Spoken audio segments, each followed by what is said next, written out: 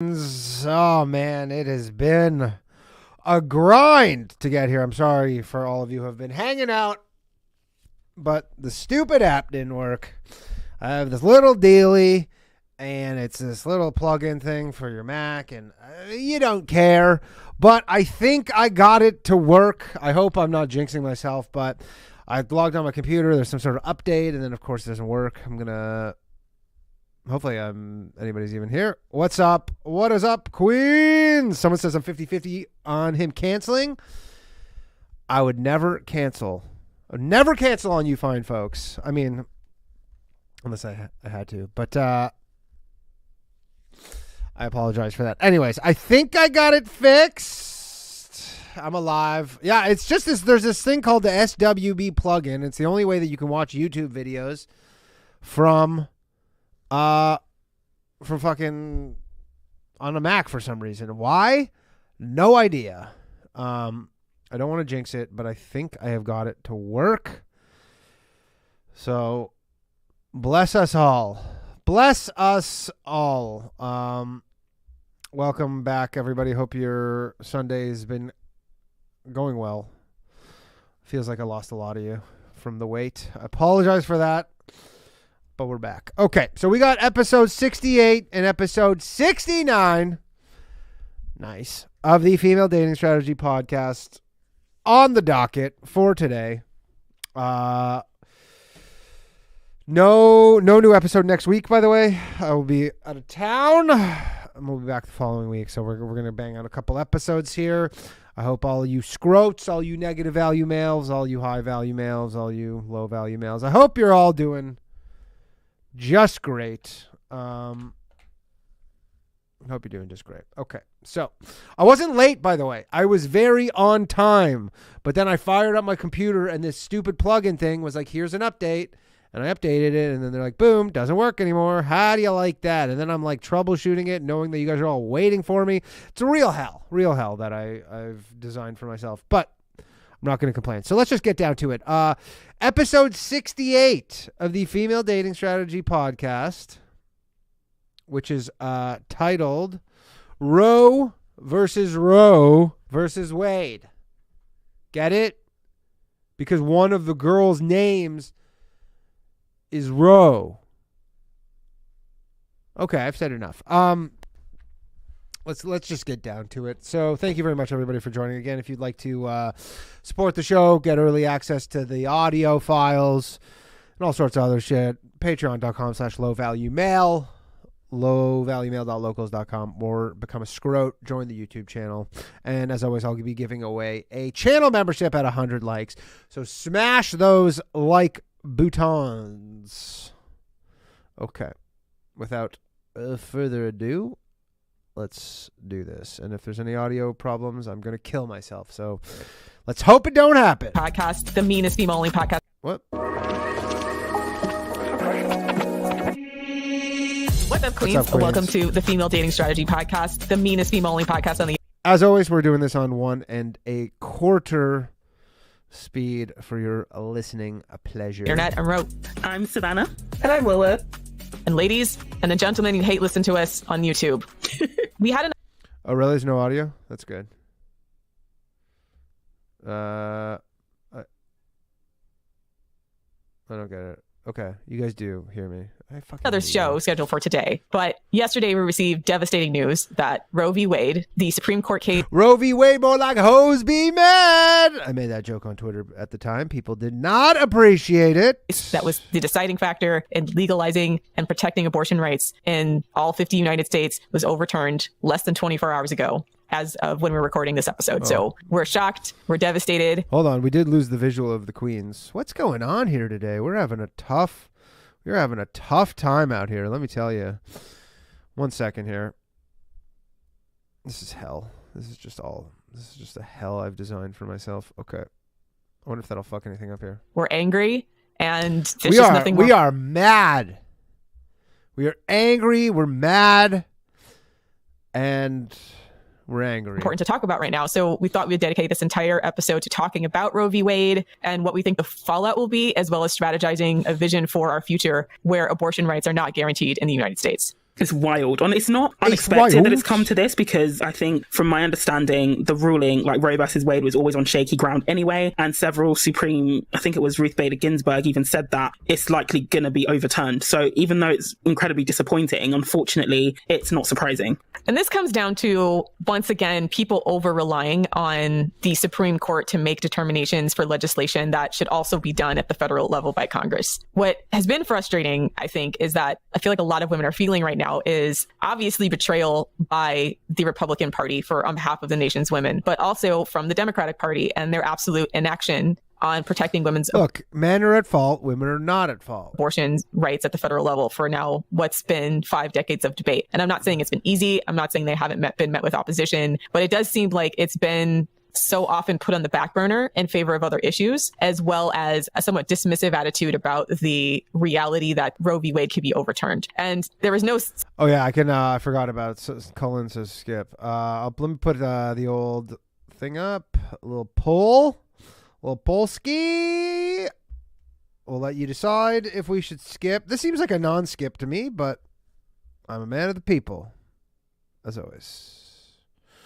Such bigger bumbling of that fact. Well, a lot of people argued that Ruth Bader Ginsburg should have retired during Obama's term. Yeah, you stupid. Going to come down on her for that because, like, once again, I don't think it should have been only up to one person in the government to determine all of protections for abortion rights for all of American women. There is things that could be done at the federal level, as well as like Obama not confirming an additional Supreme Court justice and pushing that forward before the election cycle, in which they lost the ability to make an additional election to the Supreme Court before the Republicans took control. Can I just say it's such bullshit, and like your legal system is so fucked that Obama was not able to nominate any Supreme Court justices. He was in office for 8 years and Trump was there for 4. He was able to. He backed down to the Republicans. Or they blocked Merrick Garland. But he also like didn't fight it, right? It's one of those things where they said, oh, we're not going to approve anybody for 8 months. And then the Democrats just folded on that. And then the Republicans did the same fucking thing. Don't you like need a bunch of people to die still though? Who was it who died? Like, was it weeks before the election or something? Like, yeah, we're just going to... Ruth Bader Ginsburg, they pushed through Amy Coney Barrett. It was Ruth Bader Ginsburg, and then they fast-tracked Coney Barrett. Oh my god, they're such fucking cheaters. Like, your whole government is full of fucking cheaters. It's so... I mean, they're politicians. What the fuck do you expect? So shitty. I feel so angry watching it. Oh my god. You live in Canada, bitch! Just a quick question, What are you talking about? Sorry, I called her a bitch. Well, there is a federal law that's passed that protects abortion. Can the Supreme Court overrule that? Yes, they can, but it's much harder. Right, okay. I believe the Supreme Court is able to overrule or, strike down any law, even federally. I'm pretty sure there has to be like a court case that goes up through, the court system. That someone would have to like essentially sue the government, right? Okay, some of this was changed during the Reconstruction, which is like the post-Civil War era, but a constitutional provision announcing the supremacy of federal law, the Supremacy Clause assumes that the underlying priority of federal authority, albeit only when the authority is expressed in the Constitution itself. No matter what the federal or state governments might wish to do, they must stay within the boundaries of the Constitution. So consequently, the Supremacy Clause is considered a cornerstone of the United States federal political structure. So they can like strike down certain things as unconstitutional. Right, but they can't just overrule it as like just because they want to.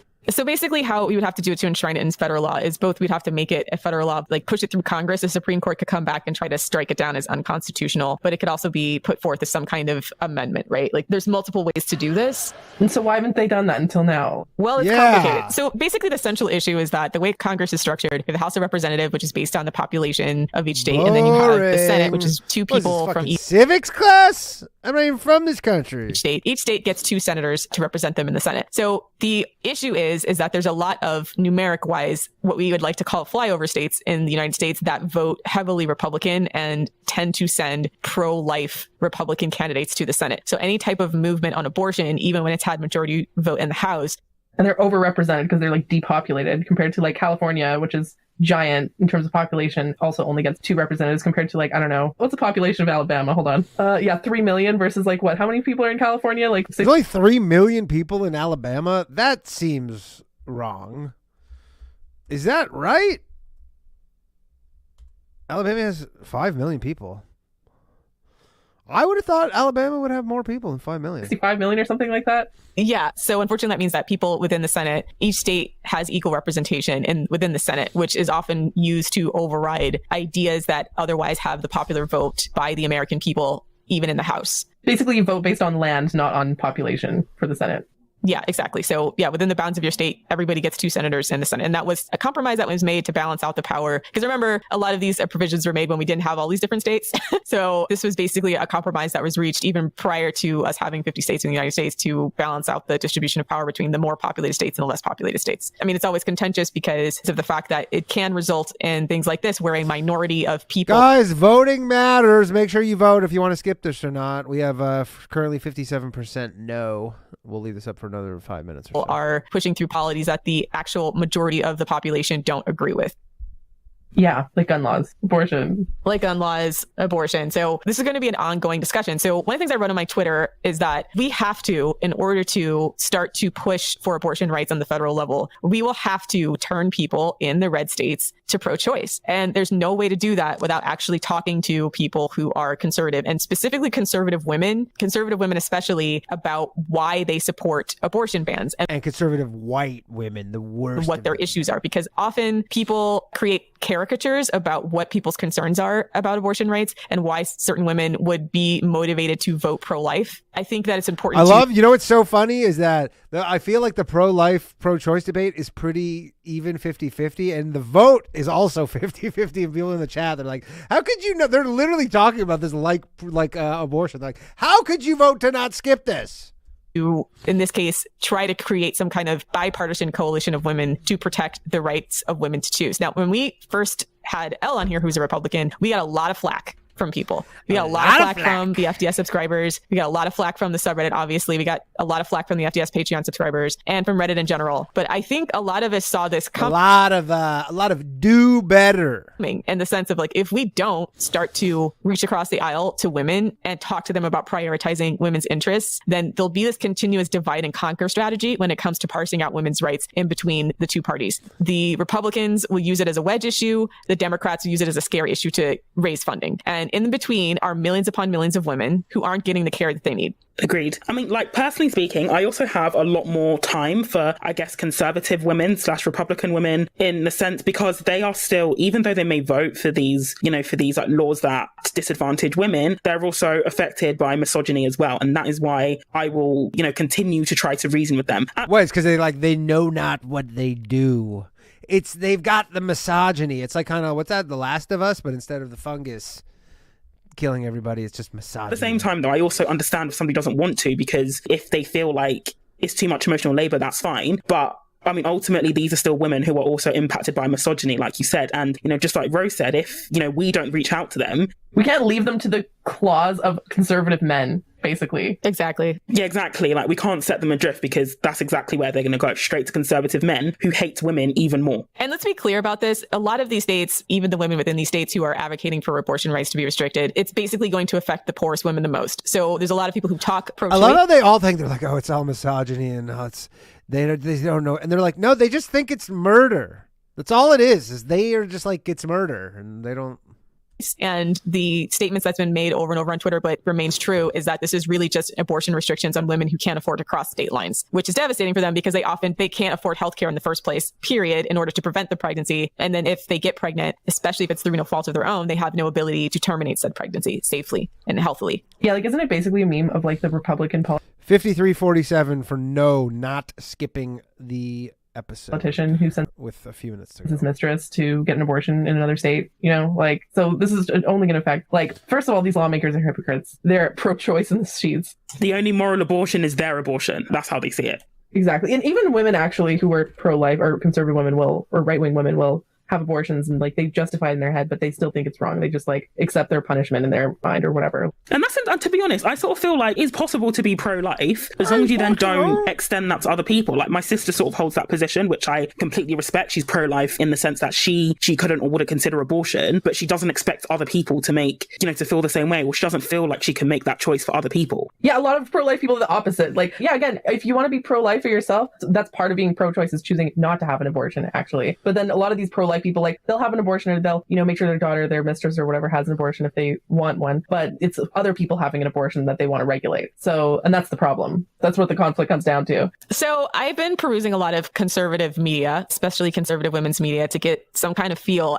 the fuck is conservative women's media? As to what's going on in the heads of the women who are celebrating today about the overturning of Roe v. Wade. And I was led to go to our favorite punching bag, Evie magazine, which is like conservative Cosmo. And they've name dropped us and called us incels on their magazine before. Femcells. They're a primarily conservative magazine. And when you read the comments, and I guess I'll link this in the show notes, when you link the comments to this, there's an article that was written that they put out called Overturning Roe v. Wade Will Improve Women's Sex Lives and the Quality of Men They Date in the Long Run. The increased likelihood of becoming a mother makes you think more long-term, more critically about what you do with your body. So the angle they're taking and what a lot of their readership is celebrating is the end of hookup culture, which is mind-blowing, right? Because we drag hookup culture and we've talked about how shit hookup culture is. Yeah, you don't need to ban abortion to get rid of hookup culture. God. Exactly. But you see how like they're recognizing the problem and then the solution that's been spoon-fed to them is the devil's bargain where they're saying, oh, if you get rid of women's ability to have abortions, then men will be forced to stop hooking up and men will be forced to be more committed and romantic. You'll be able to say no to men. And quite literally someone says in these comments, I'm glad for this decision because finally we'll put an end to hookup culture and women will have more of an excuse to say no. Oh, yeah, definitely chicks have. I mean, if anything, chicks have been hooking up out of spite since they repeal Roe v. Wade. Men are trying to pressure them into sex. So a lot of women on the right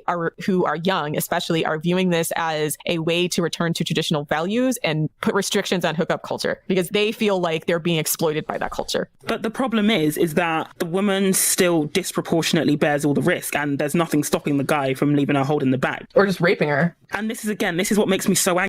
2 more minutes to vote. Get your votes in. Angry is that, yes. Do we skip this episode? Yes or no? We can say that it can cause men to be more careful because ultimately they're not the ones holding the bag. Like they're not the ones who are going to have to look for an abortion clinic or, they're not the ones at risk of prosecution, which is why I fully believe that if they're going to restrict abortion, they should also, I thought the doctors were only the ones that were at risk of pass restrictions on men as well. But it's not even just enough. I think people have a very ignorant view of what women, even who were married, went through before they had access to abortion care because it's more single women are getting abortions because there's just more single women, period. But it's not like single women exclusively get abortions. There's a lot of women who are married who are trying to escape abusive partners, women who were forced into marriages, especially if they come from poor areas or they're forced into marriages when they were underage. And women who already have children and they're happily married, but they don't want any more as well. Right. And married people. Whoa, the fucking poll skipped and we got to yes. Oh, man. That was like right at the end there. I guess this is a skip. All right, everybody. The people have spoken. We are skipping this episode. I guess we've all listened to this get adjudicated ad nauseum for the last, since this happened. So when this happened, they posted this episode 7 months ago. So I guess, was it 7 months ago? Feels more recent than that. But anyways, all right. That was episode 68 of the Female Dating Strategy Podcast. Roe versus Wade. I guess. Who won? Wade? I don't know. All right. On to episode 69 of the Female Dating Strategy Podcast. And we have a roast a scrote grab bag, obsessive coomer disorder, the period fearing pastor, and more.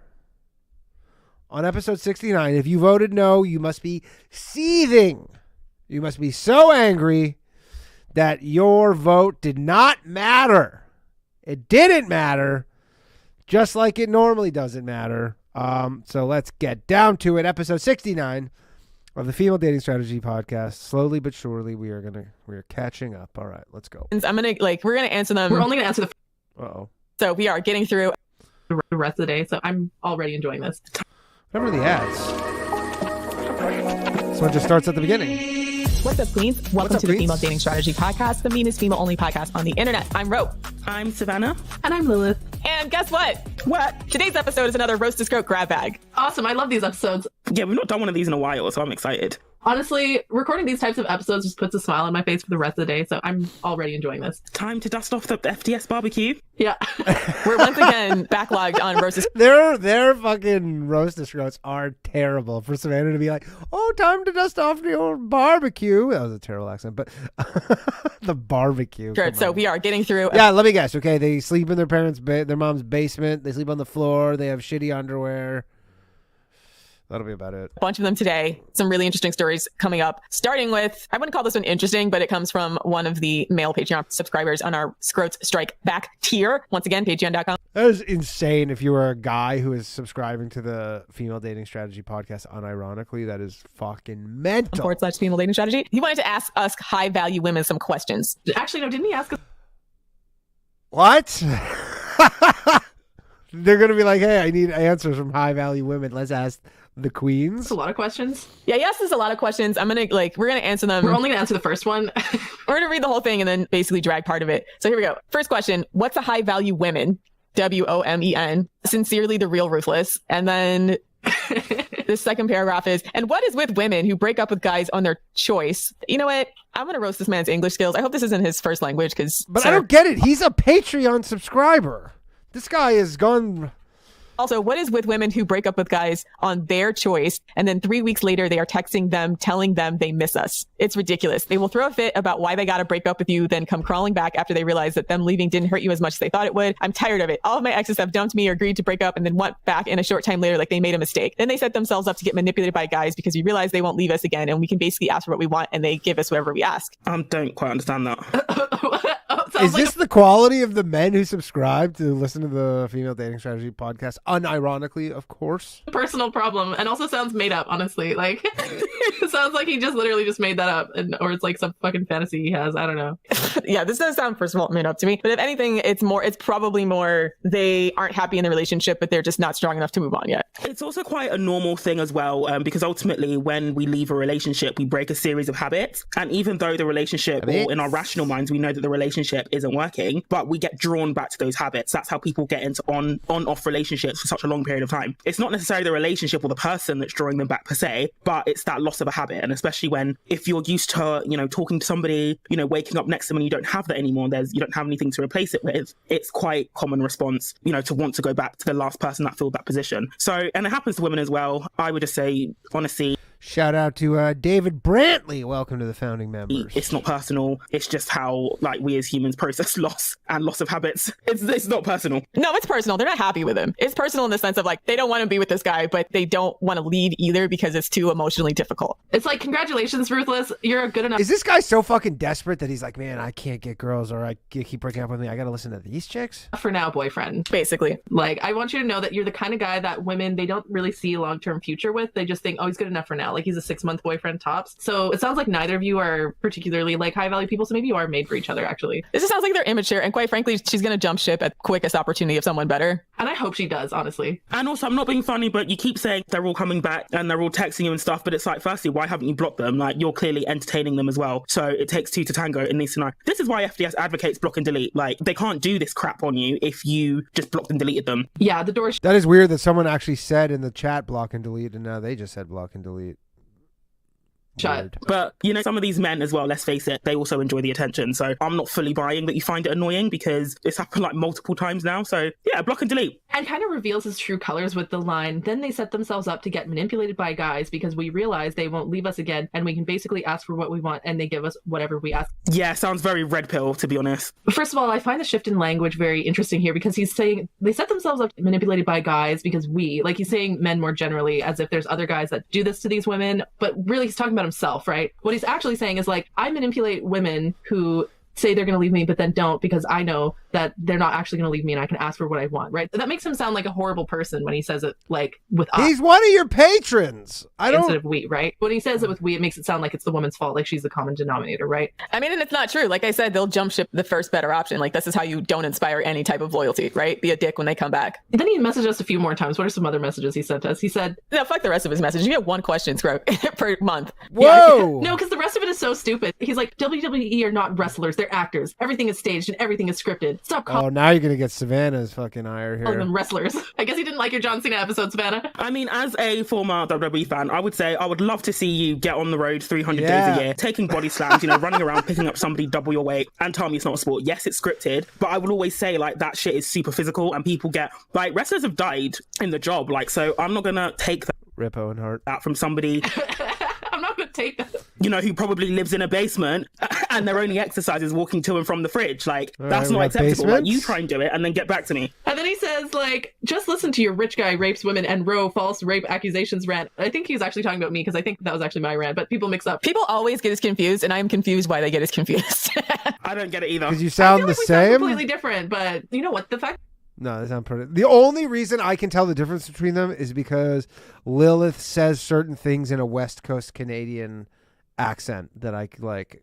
Certain words I go, okay, that's Lilith. people keep confusing me and Ro has made me a lot less worried that I might get doxxed based on my voice. Because if people can't tell the difference between me and Ro, like there are people that I've met in real life who've listened to the podcast and didn't know it was me, like didn't know it was me from the podcast. I'm actually kind of happy that people confuse us all the time. It makes me feel a lot safer. Anyways, so he continues, I thought I would bring up an article you thoughtfully ignored. This boy was falsely accused of rape by 5 girls who didn't like him. He didn't even have sex with the girls, and it destroyed him and his social life. You think that's okay? You think it's justice to accuse a completely innocent man to rape allegations and destroy his career and he did nothing wrong? I'm just gonna say, like, you know, Rufus, like, were you there to know that it didn't happen? Like, I don't understand why you're so passionately. And also, you know, another thing as well is that when the thing with false allegations, Why not ask why the fuck is this guy a patron of ours? bit of a rant here as well, is that there are very, very few, if any, that are actually proven to never have happened. You know, victims can often come forward and say it didn't happen, but that can be more often just to get the investigation to stop. Like, when I've spoken to police officers, they've never come across a case where they've actually proven that it didn't happen. They're just taking the victim's word for it. And I'm not saying false allegations never happen, but it's overstated because sometimes victims will actually say, actually, you know, nothing happened, just so that the investigation will stop so they don't have to go through the prosecution process. And it just says it's a lawsuit that claims that. It's not even saying that it wasn't on some level true. So he's like, there. Yeah, exactly. So, and when has a rapist ever said, yeah, I did it? And this is another thing with so-called false allegations, is that they like to say women lie about being raped, but you know who lies about rape the most? Actual rapists. Like, when have they ever come forward and said, yeah, I did? What? Yeah, I mean, I guess that's true. Yeah, rapists probably don't admitting to their rapes. Just Yeah, they don't. So, yeah, miss me with that shit. Yeah, he had a few other messages, but we're just gonna like cut him off there because you get one question per month and we've already been generous enough. But as for the question, what is a high value woman? I want to answer that question. I think we should do an episode on that one, right? Yeah, I think we should do a separate episode on that one. But I want to be very clear, and this is like what men get so You know what's crazy too is just the difference between chicks and guys. This is episode 69. They don't even acknowledge it. confused about with FDS, about what is a high value man, what is a high value woman. Value is, first of all, subjective. So yeah, there is some objective like market Yeah, value straight kind it of stuff, is. I guess, but when you're talking about economics, but like we're talking about a high value man and a high value woman. In sales, generally, value means the perceived worth All right, I ended the poll. We're not skipping this one. of something outweighs the cost. And so when we say a high value man, we're talking about a man who adds value to the woman's life and does not subtract value. You know, he's not costly to her, right? And a lot of men, unfortunately, are very costly to women and don't add a lot of value to women's life, right? So in my opinion, a man's worth is based on the degree to which he impacts women's lives. If he has a negative effect on women's lives, he's negative value. If he positively impacts women's lives, he's positive value. That's the men. Now, as for the women, this is the part where men get confused because they think that, oh, a high value woman is what most men find sexually appealing or sexually attractive. They'll be like, I want a woman who's like 16, 100 pounds, big old 16. titties, tiny waist. And, you know, that's all fine. That's, you know, if that's what you're sexually attracted to, that's on you, right? But within the context of FDS, when we tell women to level up, we're telling women to add value to their own lives. What I'm saying, though, was within the context of FDS, a man's value and a woman's value is defined Get a guy you can bitch around. based on the impact on the woman's life, right? So we say, for example, women should have their own money. You know, could be a career, could be a job, but, you know, a woman should be financially self-reliant. A lot of men will jump in and be like, well, I don't think it's attractive when women have their own money. I don't care how much money a woman makes, you know,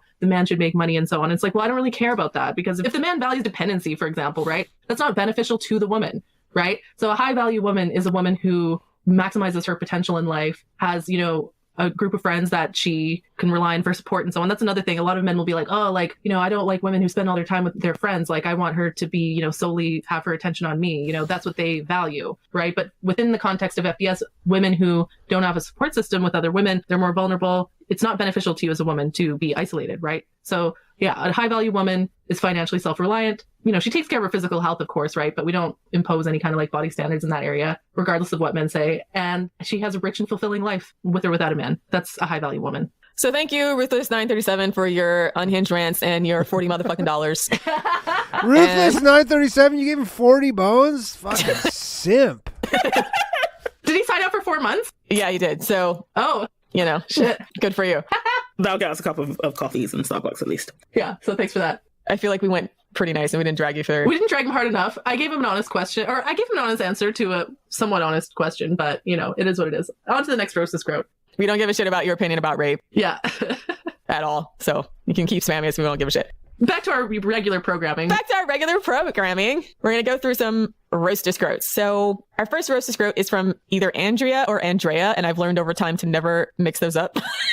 I'm going to say Andrea. Sorry, I just see A-D-R-E-A. It's Andrea. I'm going to call it Andrea just for balance. Submitted a Gnosis. So I recently went to a girls' party with 7 of my female friends who were each... I don't know if we've ever had a Gnosis. I think we've only had roast of Scrotes. Dating men that are common friends to all of us. We actually met each other through these men who were a closely knit group of college buddies that have stayed close long after graduating. But since these 7 women and I get along well, we frequently socialize without the men around. So at this particular party, we were hanging out and listening to music, and I raised the subject of standards in relationships. I explained that one of my core standards with men is that I won't date anyone who watches porn. Feel crystal clear about this and would never in a million years change my feelings and my boundaries about it. No porn, no exception. End of story. Side note, I'm so thrilled that FDS is so unabashedly on the same page as me about porn. Also, long live Gail Dines. Whoop, whoop, we agree. Long live Queen Gail Dines. We agree. Bowing. But when I shared my no porn, no exception standard at the party, 6 of my friends' jaws legit dropped to the floor, and the 7th one suddenly looked pissed as hell. They were all stunned, and after a long moment of deafening silence, they started taking turns awkwardly defending porn. Quote, I mean, I don't have a problem with porn per se, quote, and as long as he's not addicted, it's fine, right? Quote, and I don't really feel like it's my place to say whether he is allowed to watch porn or not, and a bunch of other pick-me nonsense along those lines. Yeah, they're regurgitating everything they've heard from, like, Cosmo and LibFem media. And from men as well. Like, men also push these same narratives that unfortunately unwitting feminists have just picked up and ran with without any form of critical thought. We made a Patreon episode where we critiqued a man who wrote an article in Cosmo about like why you shouldn't be threatened by his porn. Oh, was it Kuma Frank?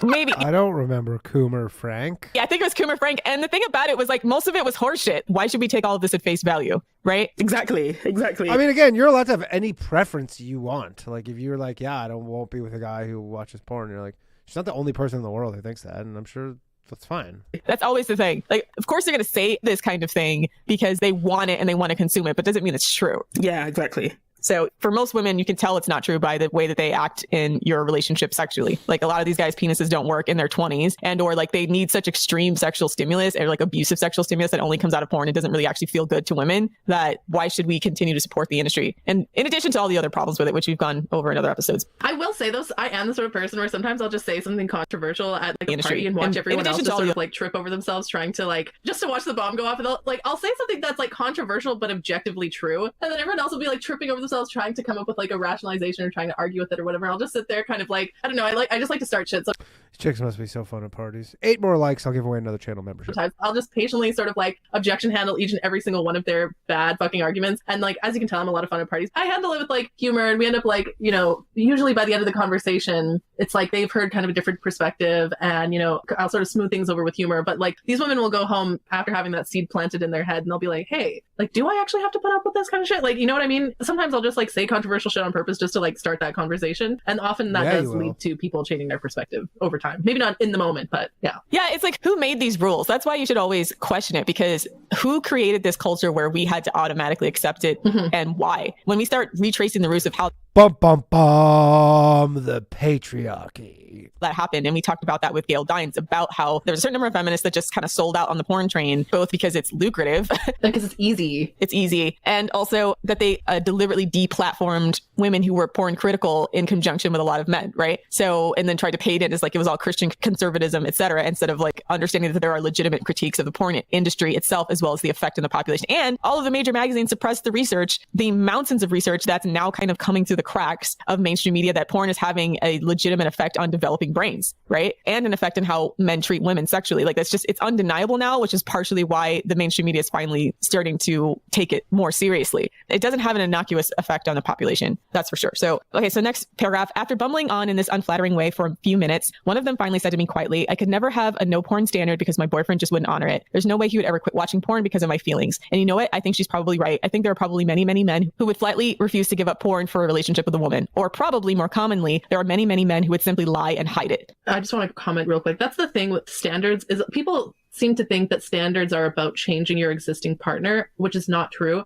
Standards are about stating your expectations, and then if other people don't meet those expectations, you just don't continue to have a relationship with them. And that's the reason why it's so manipulative when a woman sets a I guess that's standard or a boundary around porn, and people then flip it on her saying you're being controlling. And it's like, well, no, she's setting the terms of her engagement. If the man doesn't agree, he's free to walk away. Like, that's how it works. She's not trying to change him. But, you know, so many women get almost, in a way, manipulated into believing that by having a standard, they're being controlling. And it's part of the wider narrative of just trying to essentially like remove all women's, you know, boundaries, and to not only remove all women's boundaries and standards, but to make us feel evil and bad and controlling for having them in the first place. Also, it's not even true that all men watch porn. All men have definitely seen porn, but I wouldn't say that. There's definitely variation within men in terms of how much porn they watch. Like, obviously, there's the coomers. They're like beyond help. They're just like, just put them on an island and just let them figure it out. But, you know, where it's like they're beyond saving. Those are like the extremes. And then there's like maybe the average man where it's like, I'd say probably the average man needs to probably jerk off to porn every single time he masturbates. I think that's probably where we're at with the culture where, yeah, the average man. As opposed to what? Just watching it?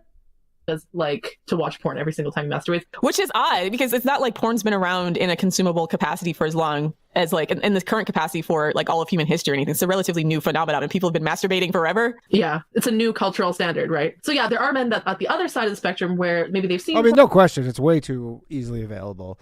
I only think like if I was in fucking high school and you had just like an iPhone and porn, you never see me. Porn, but they're just not really like into it, or they just don't. It's just sort of weird to them, or they just have sex with their girlfriend instead of watching porn. You know? Do you know what? I honestly would not be surprised if in like a couple of years' time they're going to start saying watching porn is like genetics. They'll start saying that there's a porn watching gene. You laugh, honestly. In a couple of years' time, that will be the new narrative. It's a genetic component. I can't help it. It's a sexual orientation. It's sexual orientation, like coomerism. Ooh, that's smart, actually. And it's genetics. That's what they're going to be arguing very soon. Because also, with this, my psychology MA hat on, is that you can, like, correlation doesn't always equal causation. And there are many things that have a positive correlation. So they seem to be affected by the same thing. So you have a psychology MA and that's all you got is causation to... They go up at the same time that are completely unrelated. So you could find, say, it'll be easy. It actually wouldn't be that difficult to do some sort of, you know, crappy scientific study that shows a relation between a certain gene and watching porn. I'm laughing because I know you're right. Yeah, exactly. Right. It's coming. Honestly, it's coming. It's everything but hold men accountable. It's always like, they can't help anything. And so even if they couldn't help it, we're on the side that, oh, fucking well. And we should just cut those guys off. They're not entitled to relationships with women. Like if you, for whatever reason, have a problem, like you have to fix that problem to make yourself an attractive partner. So if you are like a obsessive compulsive, genetically born, genetically made coomer. Oh. OBC, was it? I don't know. Obsessive compulsive coomerism. We need to like patent that term. Let's call it the DSM-5. Oh, DSM-6. Yeah, tough the laughter DSM-6. right Yeah. there. Let's submit that to... and tell him. Obsessive compulsive coomerism. That's a thing. You heard it on FDS first. OCC. Yeah. It's going to be hilarious when they do that, and then we can like come back to this episode. No, they wouldn't call it coomerism. They'd call it like obsessive compulsive porn consumption. So it'd be like OCPC or something like that. I think we're manifesting this because if you know the history... Gerard Perry gets the membership. Shout out to our lovely moderator, Gerard. Congrats, dog. To the DSM and just how sometimes roughshod it is, I would be surprised if that ends up in the next one. The DSM-6. It'll either be the DSM-6 or they'll go down the genetics route, or maybe both, because in the DSM, they'll just say it's a disorder and I can't help it. Or the genetics route, or both. But you heard it from us first. Oh my God. Moving along, I felt a wave of pity surge through me as I listened to my friends' reports of feeling helpless and defenseless in the face of their men's selfish coomer lifestyles. And I wondered why they would want to stay in relationships with Scrotes who wouldn't honor a standard like that, which is rooted in the basic values of respect, dignity, and let's face it, human rights. We all know about the horrors of the porn industry. And frankly, I also wondered if any of my friends actually enjoy their sex lives with these men at all, because in my experience, sex with men who are actively using porn is just not good sex. This is so true. And I think nobody's given women permission to say no. All of the culture says that women are selfish, controlling, and not open-minded enough, and that it's supposed to benefit us somehow if we encourage our significant others' porn habits. This is why What? FDS is so necessary, because we need to just be able to say, like, your dick is broken. Like, Yeah, and there's a pill for that. this isn't working. Like, you're bad at sex. Porn sick limp dick. Here's the thing. Before FDS, I used to just like struggle in some of my relationships with men where the sex wasn't good, and I would just be in like troubleshooting mode, trying to like help him overcome. Oh yeah, guys love that when you're in troubleshooting mode. His anxiety or helping him do this or whatever. Like, you know, I try to be as accommodating as possible in our sex life, and now I'm realizing like, what the fuck was I doing all of this for? Like, they're the ones who should have been pleasing me this whole time. Okay, like, why am I coming up with all these accommodations for his coomerism? This is ridiculous. It's because all of the women's magazines are about how to please men, and all the men's magazines and all the men's media is about how to please themselves. Yeah. A lot of these women probably are in relationships with men who watch porn and they have erectile dysfunction or they have weird fucking kinks, and the woman's just like, oh, okay, I guess we can try that or whatever. It's like, no, you do not have to try that. Okay, if you don't want to do it, you don't have to. And if it doesn't give you pleasure, you don't have to do it. And he's the one who's supposed to be pleasing you. As I said on my Twitter account several months ago, if a man is not making you orgasm all the time, he's porn sick and you should dump him. Yeah, it doesn't matter if the rest of the relationship is like tolerable. And honestly, here's the thing: is a lot of these women, the actual relationship won't even be good enough to compensate for the fact that the sex is bad. And this is the thing: if the man is like sexually selfish and he's not interested in your sexual pleasure, there is no way he's not selfish in other areas. Like, people don't work in compartments like that. You know, they come with the whole person. Whoa! But if he's sexually selfish, there's no way he's a nice giving partner outside the bedroom. It's just not possible, because if that was the case, he would be actively invested in your pleasure. But you're telling me that a man who doesn't give a shit if you orgasm or not is a nice, caring partner outside the bedroom. Yeah, and we know that the men who watch porn almost never depicts the woman's orgasm, and if they do, it's like in this really weird, like, the porn I like, watch does. Giving him a blow. I watch feminism porn. Job or something like that. Yeah, or like physically impossible. Like, yeah, like she's giving him a blowjob, or she's having, like she's getting fucked in the ass or something, and she has an orgasm from that, and they're not touching the clit at all. And it's like, that's not how women work. Like, so yeah, the man is like probably just hammering away, wondering why she's not coming. And it's like, well, yeah, it's because that's not how it works in real life. Like, porn isn't like real life. And we need more education. We need to start in the schools with so this. anyways, back to the nonsense. And then in the height of my reverie came the icing on the cake. The seventh friend, the one who looked pissed when I shared my piece, announced that although her boyfriend does not watch porn, she in fact does the quote ethical for women variety. Of course, can I get an eye roll? Yeah, eye roll. And she proceeded to defend and make justifications for her beloved porn in classic lip femme fashion, a whole argument which I've heard before and just have zero patience for. Exploitation is the currency of all porn. I'm not here for it. Mm-hmm. I had enough. I let the conversation drift for another 15 minutes, and then I politely excused myself from the Pygnisha bonanza. The good news, I ended the night on a queen note at my favorite restaurant, all by my happy self, enjoying a well-made martini, a dozen oysters, and a well-loved copy of Andrea Dworkin's Intercourse. Cheers. Queen. Yeah, I mean, this is so tough because kind of realizing the extent that your friend group compromises themselves. I want to say actually the first red flag in this is the fact that you met all of these women through men. I want to say this type of friendship dynamic has never really worked out for me, where my friend group, it's like the men met each other through the women. And so like if the men want to be friends with each other and hang out with each other, they have to like go with their girlfriends kind of thing. When it's the opposite. Sounds awesome.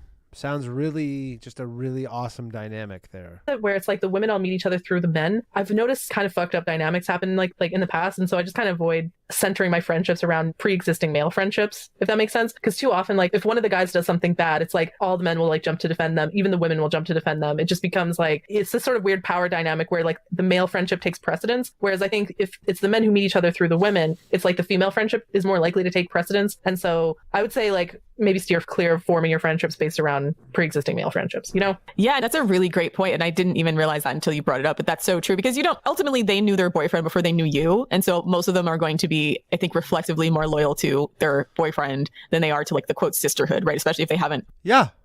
As they should. Formed an individual bond with you. Whereas if you form your own friendship group, then you guys have things that you uniquely and genuinely bond with each other over. So that look, it's great to have your own friends always. To have your friends that are separate from your partner's friends, that is a good thing to have. It's not always the case, but it is always good. When men sort of infiltrate that group, it's very clear that when they're changing the dynamic, right? Versus like the established Coomer dynamic that the male group of friends obviously established and then found women who would be down with that. So that's a great point. I noticed this dynamic a lot, especially in like the rich housewives whose husbands are like business colleagues type of dynamic. And actually you see this in really famous cases, like you can see this like in Betty Broderick, for example. That's a show on Netflix I really like, where all of her female friends are the wives of her husband's business associates. And so when they start having marital problems, they stop being friends with her. They start making friends with the second wife and like that kind of thing, right? So, you know, I would just be... I mean, everybody's been in that scenario where they're like friends, you know, of guys and girls where it's like, yeah, they're friends, break up with someone and they're like, yeah, not friends with those people anymore. My advice to women is like, you know, make a conscious effort to make friends with women outside of like your connections with men. Because it's dangerous actually in some ways. Wholeheartedly agree. And listen to our How to Build Your Girl Gang episode about that because I think that had a lot of tips about finding and building female friendships. Because honestly, I don't remember this How to Build Your Girl Gang episode. Maybe it's a Patreon episode. Are really important. Even, I mean, obviously just to your overall health and wellness and ability to enjoy life, but also when it comes to when you are dating men, obviously like you have your friends to help you vet, but also like to protect you in times where it goes bad. And just having that friendship support group is just invaluable. And you won't have it if you don't only meet women through your significant others. So our next story is from Christine with the No, I checked. We did cover that. Episode 34 of the Female Dating Strategy podcast. Roast a Scrote. She says, "Hi, Queens. I'm submitting another Scrote story for your roasting pleasure. I met a guy on Coffee Meets Bagel about 3 years ago. At first glance, he seemed like he really wanted to get to know me, and he was an engineer and enjoyed scuba diving and motorcycles, both of which I found really cool. I had so many bad experiences with online dating before that this guy was the best out of all of them. The bar is in hell indeed, but moving on. He set a dinner date fairly quickly, but flaked on the day of and tried to reschedule for the next day. I had enough sense to recognize the disrespect and said no, and then I stopped responding. He kept messaging me after, but I continued to ignore him. Blocking wasn't on my radar since I would feel bad. Clown emoji. It's actually in the email, the clown emoji. I didn't just say that. Okay. Oh. Just, I don't say like sad emoji in like real life to communicate emotion. Anyways, Q2 about 2 weeks later, he finds me on WhatsApp and bombards me with messages there. Pick me Shami thought, oh, he's trying so hard, he must really like me, instead of realizing it for what it was, continued disrespect. So I agreed to a date with him. I mean, that's not your fault because every single movie that comes out of Hollywood or romantic story, it's always about the man being extremely relentless pursuing the girl even when she doesn't want him. Yeah. I feel like it should be played more for horror effect or comedic effect more often than it is, but it's often portrayed as romantic. So yeah, I can understand women thinking, and in fact, like I still sometimes fall into that trap of like, if a guy's pursuing me really relentlessly, oh, he must really like me, and I have to remind myself like consciously like, no, this is a sign that he doesn't respect my boundaries. Like, it's a red flag if a man isn't taking no for an answer. Anyways, so he took me to a cute little restaurant in the city and then to a bar for some more food since I was still hungry and paid for everything. Then he had to leave the date early because he had to go to work at 10 p.m. Wait, what? It's like in the emails like question marks. If he had said he had to go to bed at 10 p.m. because he had to get up early for work, that would make sense. But he had to work at 10 p.m. And surely, Maybe he works at 10 p.m. What is so hard to understand? like, if you knew you had to work at 10 p.m., I don't know, maybe he's on call or something. But if you knew you had to work at 10 p.m., wouldn't you say, by the way, I have to leave early? You wouldn't just get to the date and be like, yeah, I have to go. Yeah, so suspicious. Who knows? He could just be like an Uber driver or something like that. He got a wife, sis. Yeah, he's probably got a wife. She said, question mark, not sure if he was lying, but at the time I gave him the benefit of the doubt. Yeah. Something pinged in her that said, this sounds like nonsense. So she continues, we set another date for a week later and he wouldn't tell me what the plan was, only where and when to meet him. It was a walk date, air quotes, where he repeatedly tried to grope me and get me to go home with him. I refused, made him buy me food because I was starving, and after the date, I kept getting messages from him about how I was giving him blue balls and that I was being a tease. Ugh. Yeah, so I feel like the red flag was his first incident of disrespect. Yeah. It went from like a red flag to whatever this is, like a red parachute. Yeah. Red flags that matadors wave at bulls in like bullfighting rings in Spain. Yeah. Because this is like Good stuff right here. clearly indefensible and dangerous, quite frankly, because this guy sounds like a date rapist. So she continues, cue the same cycle of ignoring him and then him repeatedly messaging me until I gave in again. Didn't help that I had pick-me lip-em friends who were convincing me to give him a chance. He kept making sexual advances over the next 2 dates and making me feel guilty for not putting out. And after getting him to begrudgingly agree to be exclusive, I gave in to shut him up. Ugh, girl. Oh, bless. Agree to be exclusive before you had sex? That seems crazy. So, I gave in to shut him up as if simply being exclusive meant anything. Yeah, getting a guy to agree to be exclusive doesn't mean anything, which is why a lot of times we say that it should really come from the man because they'll just give you lip service to get whatever they want, right? Yeah. So be careful with men like that. So, but I also feel really sad because I've definitely been in that situation before where, again, pre-FDS, sometimes I would just have sex, like, even if I didn't want to have sex and if I wasn't enjoying it, just like, yeah, to get the guy to shut up or to stop pestering me or stop badgering me or for... I mean, it's like, what are you doing at that point? Like, I understand if you're saying, but like, if you're on 4 dates, like, what is going on? Just seems like a giant waste. These chicks are way against wasting their time. It just seems like a waste of time. Other than wanting to actually have sex. And it's like, it's actually so sad that women, have been programmed by patriarchy to feel like that's necessary. Like, it's not, first of all. And shout out to the patriarchy. It's unfortunate that a lot of women feel like if they, continue to say no, that they'll be in danger, which is part of the why women do that. They're not going to be in danger. They're going to be in danger of not getting another fucking sweet free meal from this dude because he's going to move on. It's not like, again, to say you're in danger, like, is probably the least likely scenario. Most likely scenario, the guy's like, this chick's wasting my time. Moving on. So it's really sad. So she continues, he did take me to a few nice museums and fun events in the city. After a few more dates, he told me that his mom told him to never fall in love. What? That's so bizarre. Well, her son's a piece of work, so... Yeah, I mean, the apple might not fall far from the tree, so I don't know. What is this, like, Great Expectations? Is this Miss Havisham? So she says, I didn't think too much of it at the time. Girl, if a guy said that to me, I'd be like, red fucking flag. Tell me more about your relationship with your mother. I'm going to psychoanalyze you. Anyways, I didn't think too much of it at the time. I should have taken that more seriously. He'd also text "Good morning, beautiful" every day, and I'd be lucky if I got another text that day about anything, even if I texted him. Now that I think about it, I wouldn't be surprised if he was copy-pasting that to a bunch of other women too. Ding, ding, ding, ding! Do you know what? That's actually something that I actually find, like, it's not a red flag per se, but it's like a flag of some sort. Yeah. I mean, the thing is like so you're like 4 dates, you don't want to have sex with him, and then you want him to be texting you all fucking day every day, like crazy. That brings out my bullshit. Honestly, like, if a guy doesn't use your name, that just sets me off weird, because oftentimes when I'm conversing with guys online, I would use their name like more often. But in my previous, like when I was previously like dating men, I would go back over my text and realize that you didn't actually call me by my name in any of our messages. And I just find that very, very weird. Yeah. Or he could be copying. I don't know. I don't use names like that. I don't think that's weird. Not to everyone. Yeah, it's like they don't remember, likely, or they're copy and pasting it. Exactly. Or sometimes they just don't like see you as an individual. Like, I just don't know. It just makes me very nervous when a guy literally never uses my name. Say my name, say my name. I feel like Beyonce was trying to tell us something. Destiny's Child was telling us the truth. Like, if a guy doesn't say your name, you acting kind of shady. Yeah. It's true. It feels like they're trying to create emotional distance by talking to you like an object rather than a person. I think that's why that feels like a flag. Exactly. I totally agree with you, Savannah. Yeah. So convinced I should give him a chance and that he wasn't that bad. Okay. How many chances does he get? Like, How many at this point, chances? we've gone from like the Matador flag to like there's now like more red flags than a communist rally in Soviet Russia in 1929. Like, that's how many, Boo! how many flags this guy has. I want to zero in on the phrase, he wasn't that. Why would you want a long-term relationship with someone where you're like, oh, he's not that bad? Right? Like, I would not want to be with someone. That'll do, pig. That'll do. The idea of But it's him saying that. Oh, I'll show myself out. in a relationship with someone, unless I'm like totally crazy about them, is like so weird to me. I mean, some men, it's like, yeah, I might not be crazy about them at first and they kind of grow out on me kind of thing. It's like their continued acts of service increase my attraction to them over time. But like, why would you want to be with a guy where it's like, oh, he's not that bad? Like, if you're thinking that, like, he's mediocre. Like, why would you want to be with someone who's mediocre? So she did mention that a lot. Again, great advice if you're like a 10 or, really a desirable person. But, if you're not and you think like that, then you are going to wind up single for the rest of your life. Her friends were pressuring her to give him a chance. So it could be a situation where, this is why it's important to cultivate your girl gang. It could be a situation where, maybe she's the odd one out. Maybe she's the third wheel in a lot of her friendships right now. And so, there could be some like pressure to just feel like, oh, I should get in a relationship so I don't feel, like the oddball. So we can go on couple dates, what's the word? Like double dates, yeah. Yeah, exactly. So sometimes that happens with friendship dynamics, but I feel like a good friend would help you hold out for the right one. So it wasn't that bad. We ended up dating for a year. Girl, okay. That's a year of your life wasted on this man. Okay. Man, are you okay? Like, I'm barely holding it in. Even though he didn't make me his girlfriend until 5 months in, and I had to ask him multiple times where we stood. He wasn't all bad, though. That's the thing. He wasn't all bad. He did help me out, like put my new apartment together. And he stayed until 3 a.m. once when my flight coming home was delayed, even though he had to work the next day to pick me up. Sounds like a nice guy.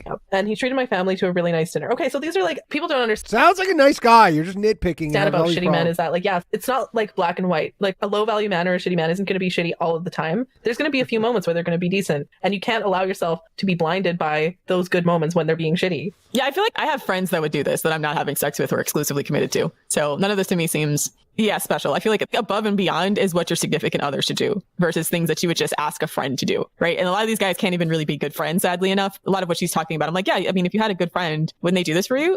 Yeah, exactly. So, but she continues, but the red flags were waving all over the place and outweighed anything good he did. I still had a savior complex and stupidly kept hoping things would change if I just communicated. And she writes that like uppercase, lowercase, like if I just communicated. Like the SpongeBob voice. Yeah, exactly.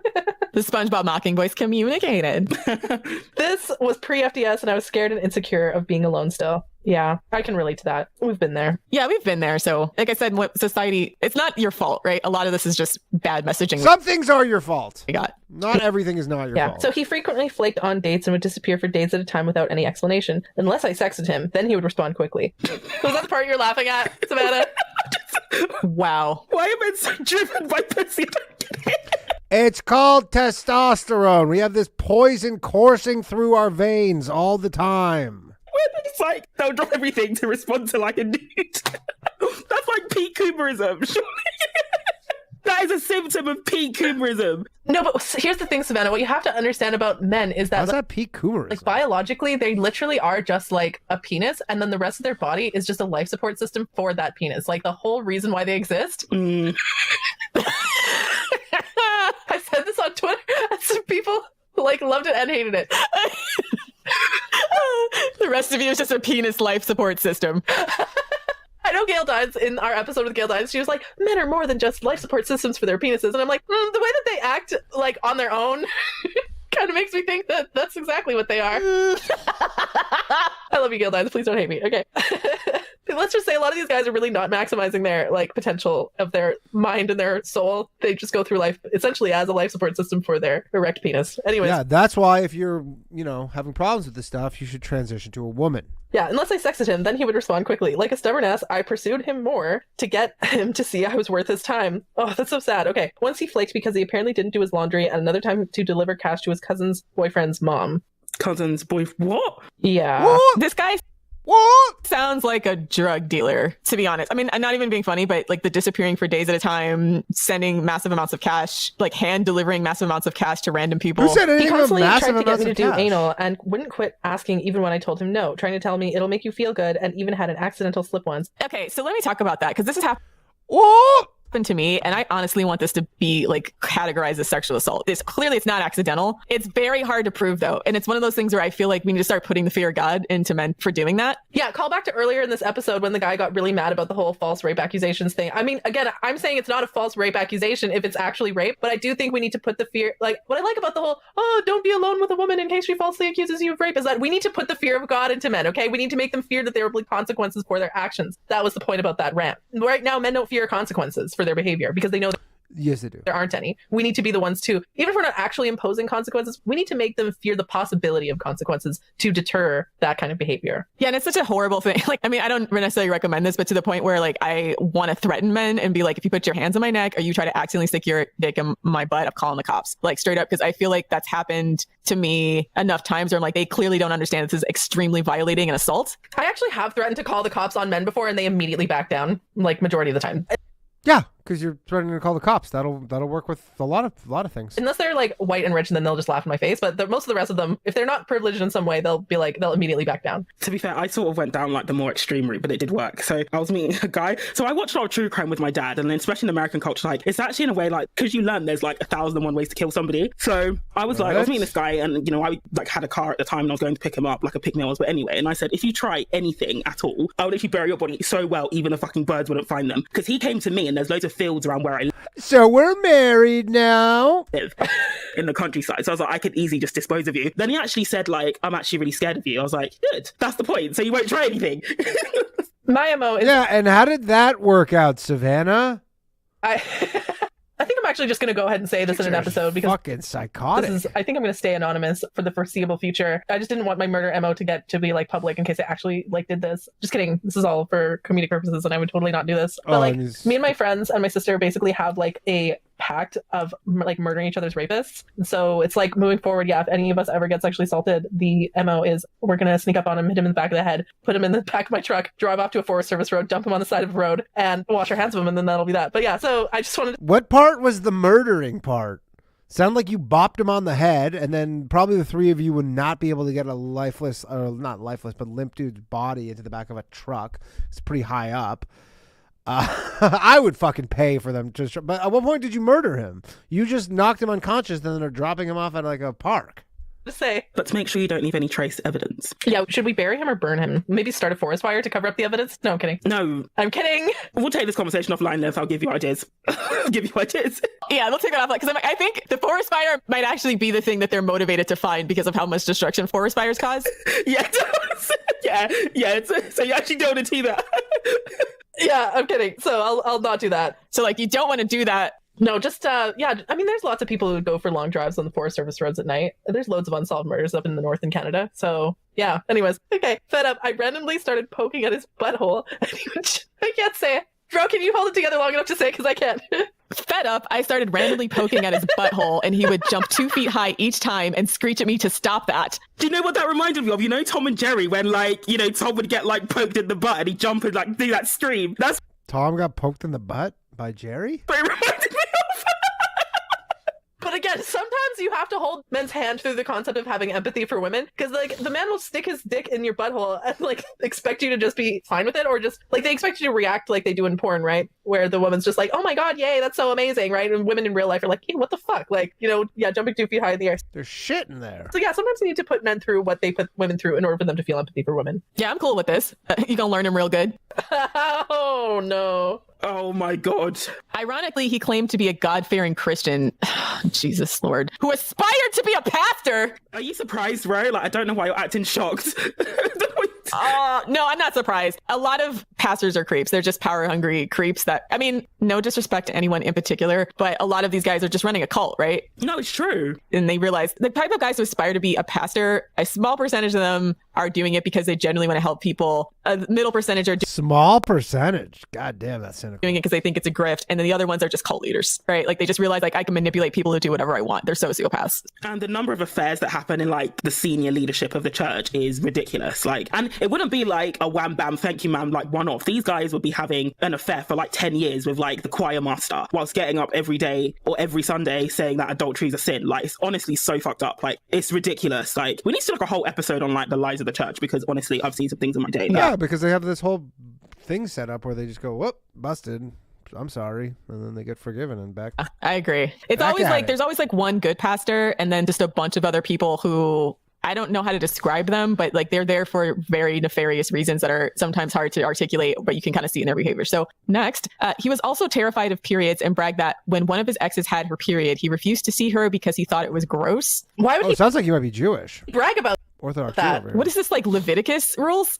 Yeah, I was going to say that sounds very, very old. Because in the Old Testament, in Leviticus, it says if a woman is on her period, she's basically an outcast. She can't go to the temple. Basically, like, you know, The way it should be. create a wide berth around her. They were basically treated like they were lepers. Like, you know how like lepers were kept outside the city away from everyone else. That's how women on their periods were basically, or like that's how Leviticus basically said or depicted how women should be treated on their periods. That's so fucked up. That they were unclean. Yeah. Yeah, basically you sit in a chair. If I'm not mistaken, like you're supposed to sit in a chair in like one room, Yeah, because anything you touch should be unclean because you were unclean for having a period. Yeah. which sort of kind of maybe a little bit makes sense, you know, pre-antibiotic, pre-sanitary napkin phase if you have like open blood. Yeah, but they were slaughtering animals, like, and didn't give a shit about cross-animal contamination, Yeah, well, we need to eat, lady. not washing their hands, using blades that probably weren't cleaned or sterilized. Yeah, they had all kinds of foodborne illness and stuff. Like, there are other things that were... It was just misogyny, honestly. They just didn't understand it. They're like, why do women bleed when they are not wounded? I don't understand. It must be demons. I don't know. Like, they just didn't get it, right? So, I mean, tell me it's not demons. yeah, it's just plain old misogyny. He also made a comment that if his Demons. significant other had his baby, he also, quote, wasn't sure if I could ever look at it the same way again, it being her vagina. This is the guy who claimed he wanted to be married with children one day. Oof, the Madonna Hall complex in play. God, okay. Man is so disgusting, honestly. This man is really Men are the worst. a problem. Yeah, I hate men. he's vile.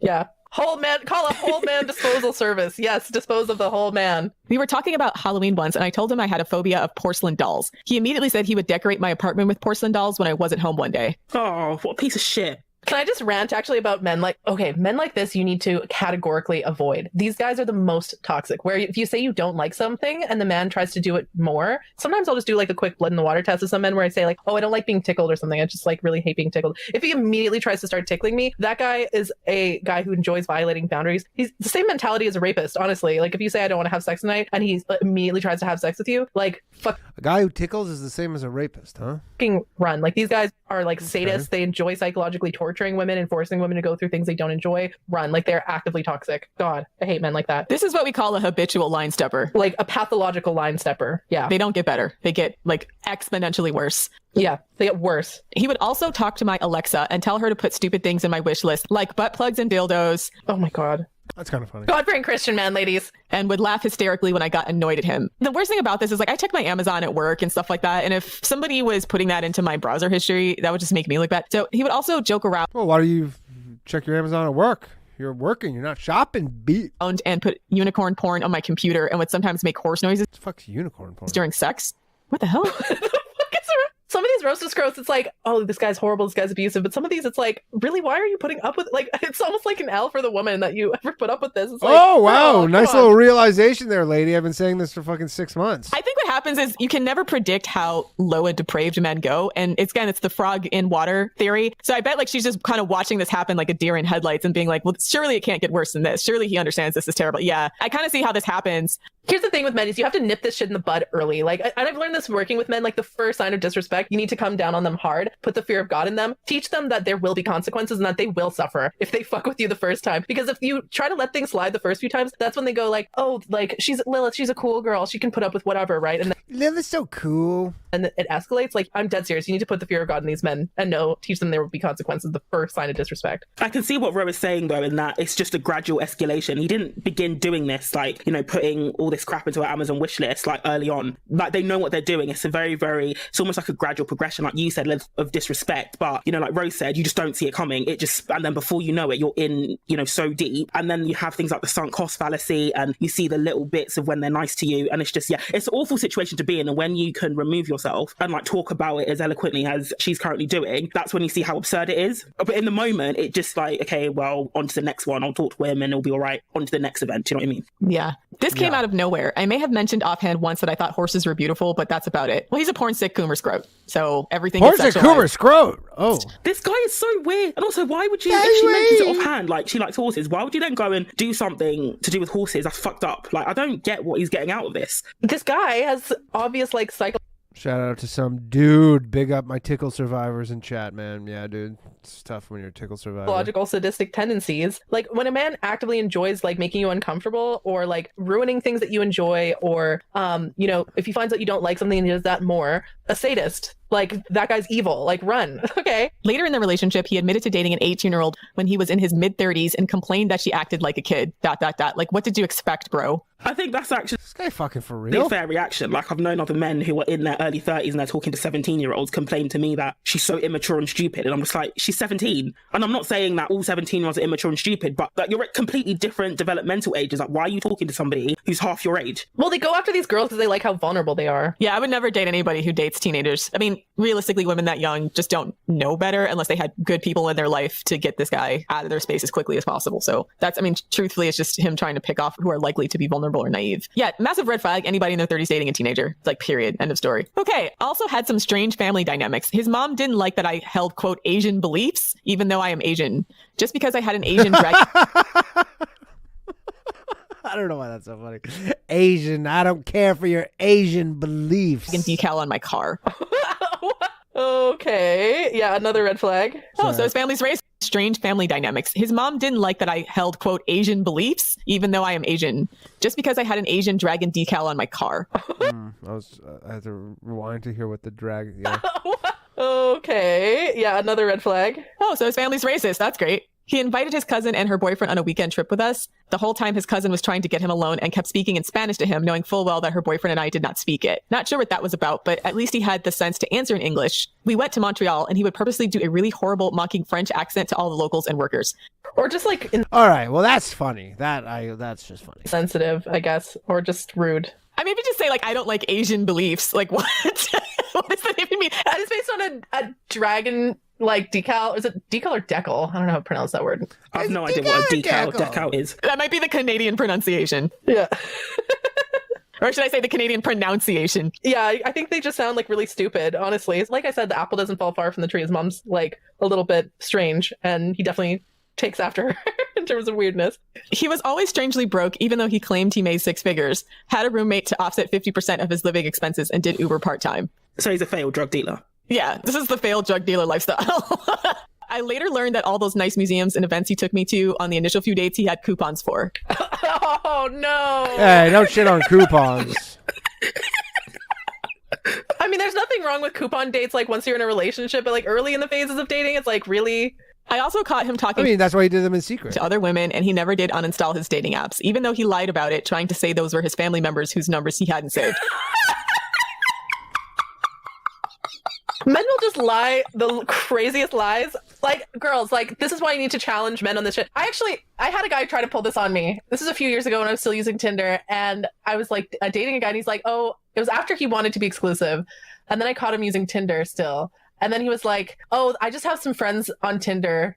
and like that's the only place I can contact them. And I was like, what? I challenged him on that. I was just like, what do you mean you're friends? Like if they were friends, why wouldn't you have them on like WhatsApp or like texting or something? And he's like, oh, I don't know. We just like to use the Tinder messaging app. I'm like, I knew that was a fucking lie.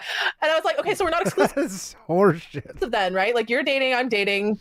Like, I guess if you're still using Tinder, we're not exclusive. And then we had a whole argument back and forth. Eventually did delete Tinder, but it was like a really stupid fucking game he tried to play on me. Like, why do men lie like that and expect us to believe them? Like, girl, stop like accepting these kinds. Like he clearly lied like that before. The woman was just like, oh, okay, I guess. Like, stop letting men get away with this shit. God. I just don't understand what it is in the male brain that allows them just to compulsively say the dumbest shit that's possible and say it with a straight face and believe it with their whole heart and try to convince you of it. Like, what is that? And then they'll be mad when you don't believe them, even though they know it's bullshit. They're mad at you for not believing their bullshit. Like, man. Men, what is wrong with them? Having an XY chromosome is like having a mental like disorder or something. Whoa! Like, I swear. Kind of funny. It kind of is. Increasingly every day, that's what it seems like. They just have this, like, I call it male pattern delusion, right? Like, it's just something that makes them, on some level, kind of delusional. So, okay, so then finally, he got a female roommate who I never met, and he wouldn't let me stay over at his place anymore as to, quote, not set a bad example for her. What, says the Scrote who's trying anal and wanting to be a person? He's definitely trying to fuck his female roommate. That's why. Oh my God. He's a female roommate?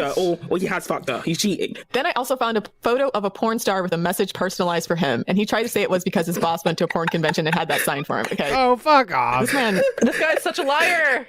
Here's the thing, like, with This men, guy wants to be a you pastor? let them lie to you, the more gullible they think you are, and the more they think they can get away with. That's the thing. Like, you got to nip this shit in the bud early. Let them know that you're not the sort of person that's going to let them get away with this shit. Like, this is behavior that I have towards men that I'm not romantically involved with, like men that I'm working with or men that I, have to just interact with on a day-to-day basis, stuff like that. I would never in my whole fucking life date. If I had to implement these sorts of control measures, like nipping lies in the bud early like that, that's not the kind of man you want to date anyways, right? Yeah, no, it's not worth it. But you need to train them to be used to women talking to them like that, honestly. I think that's good for them psychologically. Yeah, I think I would just like This guy's a psycho. send to him if for some reason was still in But this also, why is she still with him? relationship. I'd be treating him like he was like borderline developmentally delayed because he was trying to say lies that were I mean, pretty he is. He's got the wrong chromosomes. absurd to anybody with 2 eyes and 2 ears. Okay, maybe we'll do a separate episode about this, but I actually think that like in relationships where one partner is really, really, really stupid, I actually consider that to be unethical. Like I think, the same way with age gaps, we think it's unethical if it's like much more experienced, older, mature person with like a younger, inexperienced, less mature person. I think if you're in a relationship as a woman, and the smarter partner, I mean, I think they have actual laws around that. This is like specifically, I think they have like specific IQ ranges that are legal and illegal. a lot. And your man is really, really, really, really, really fucking stupid. I think that's unethical. It's like having sex with someone who's mentally disabled, honestly. I just think that's like a adjacent. If he has like an IQ of 60, then yeah, it is illegal. I like a good himbo, right? But I don't like intelligence discrepancy that's so large that it makes me feel like a predator, Like I want him to, I can't see a scenario where any of these girls are feeling like a predator because the guy's too stupid. They're hot, Lilith. I want him to at least like be somewhat close to my level, Like here's the thing, this guy isn't a himbo because he's dumb, but he's not like a himbo to me is like someone who's dumb but respects women. This guy doesn't respect women and he's dumb. So he's like malicious to women and is dumb. Like that's just like a double no. I also asked him about 9 months in how he felt about me. He said that he wasn't in love with me and he didn't know if he would ever be. Anyway, I tried to break up with him several times, but he would always promise things would be better, and stupidly I stayed, even though I was starting to resent him. Really? Starting to. Like too patient. Way too patient. Yeah. You sound this chick sucks too. like a very patient person. This just sounds like a very, very patient person. Yeah. I think your patience level is much higher than even the average person who would have been like, this is crazy. Yeah. Eventually, and I'm not proud of this, I started picking fights with him and then went on a date with someone else. He found out and broke up with me. I felt relieved more than upset. I finally blocked and deleted him. And then when I went to clean up my online dating account the next day, I found that he had updated his profile with new pics and a new bio. Yeah, that's all you need to know. Yeah. Ideally, you never see this Scrote at all. You just immediately block everything. You would block him on anything that would ever expose you to him further, because he sounds like a horrible person that brought nothing to your life whatsoever, and what you should be in the future completely denying that you ever had a relationship. Plus, he didn't appreciate your Asian beliefs. So side note, I feel like if you have a relationship this bad, you're allowed to delete it from your relationship history files. Like, don't even never tell anybody you accepted this. Pretend it never happened. If you see this man in the street, walk the other way, act like you don't know him. Straight up. Yeah, no, I actually support that completely. Some men, they don't deserve to like be a notch on your belt. Like if the relationship was that bad, if you have sex with a guy and he doesn't make you come, I don't think that counts as sex. I actually think that wasn't real sex. I agree. Yeah, like ladies, if you've had sex with a ton of dudes and they never made you come, your body count is 0. So on a happy note, how about no? So this kind of ends on a happier note. I went to therapy to address my codependency and insecurity issues, and I'm working on myself still. You ladies are awesome. Thanks so much for doing what you do and empowering women to level up. Love, Christine. Thanks so much for writing us. Awesome, Christine. We love you too. Yeah, thanks for writing this. This is a great story. What I like about this story, just from like a teachable moment perspective, is like you can see the escalating abuse, the escalating and even more ridiculous lies, gaslighting, all the stuff we say to look out for, and all the things that happens when you start the gaslighting, right? When you start to ignore the initial one, which the first one was the disrespect on like literally the first date, right? So if I'm lying about that. Actually, I want to say I'm really glad that they only dated a year. Like some of these women will date these men and end up marrying them and having kids with them and shit, right? Like, yeah, so true. So true. Yeah, they need to not make it back into the gene pool at all. Exactly. So as much as like we were almost kind of dragging for putting up with this for so long, it's like I'm glad she got out right in the end. Even if the way that she got out was like, he broke up with her for going on another date, which is kind of like, obviously you want to leave with your pride intact. You want to be the one to do the block and delete, right? But still, like I would say that that's still a better ending than how a lot of women turn out with these guys, where I'm sure the abuse would just gradually, the abuse and the gaslighting and mistreatment and everything would have just like escalated and escalated and escalated until like she ends up, either dead or a shell of her former self emotionally. So this has a happy ending in my view. Agreed. There you go. I think that's it for today. All right, so that's our show. If you'd like to submit your very own roast to Scrote or... No, we don't want to. All right, that was episode 70. 69. 70. Episode 70. No, that was episode 69 of the Female Dating Strategy Podcast. Hope everybody's enjoying yourselves. We are going to fire up one more episode. So next episode that we got is episode 70 of the Female Dating Strategy Podcast is titled, this seems like this might be a skip. I'm just going to say that right now. And though it's What Anatomy of a Scandal, which is a television show. What anatomy of this episode what anatomy of a scandal can teach us about rape culture. The Female Dating Strategy Podcast, episode 70. And then episode 71, should we decide to skip that, is How to Stop Being a Femcel, the Female Dating Strategy Podcast. I don't know if that'll color your decision making, but here we are with episode. I will put up the poll whether or not to skip. Oh, and I'm giving away another channel membership. All right, thank you for hitting the like button. Yeah, usually the ones that are like a diagnosis of a TV show usually stink. So I think this is going to be a skip. But does anybody want to? Everybody says to skip it. Let's just give it. Guys, let's have an open mind here, okay? Shout out to Jolly Carver 83. Gets the membership. Let's just have a bit of an open mind on this one. We don't have to listen to it for too long. I'm sure any amount will be hell, but let's do it.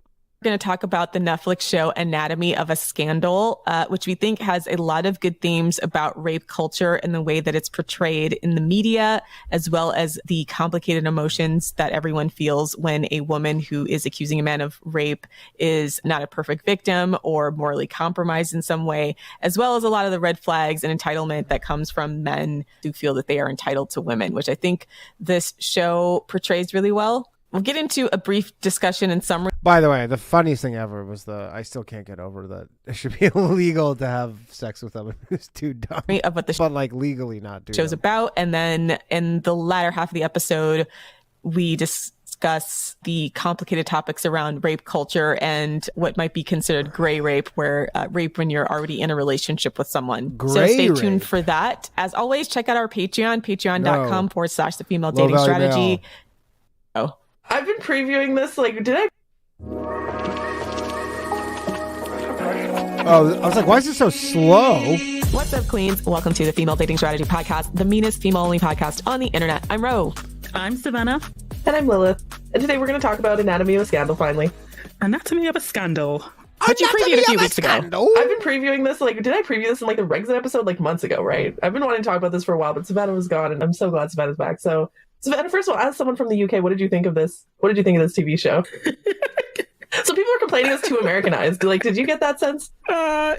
To some degree, yeah, but it's always funny seeing how things like the House of Commons is depicted, because it's not like that at all. Like, the House of Commons is bigger, it's more rowdy, and you have the speaker, always saying like, order, order. That was John Burkow, he's not there anymore. But yeah, some of the dialogue in the Commons, like bringing up the rape stuff, that would never be allowed in the House of Commons, because it's all about referring to my right honourable friend. And there's just some stuff that just wouldn't be allowed. Like, there have been MPs who've actually been kicked out for saying something that wasn't even rude. It was technically true, but you just have to be prim and proper. So it's like more rowdy but more polite at the same time. What?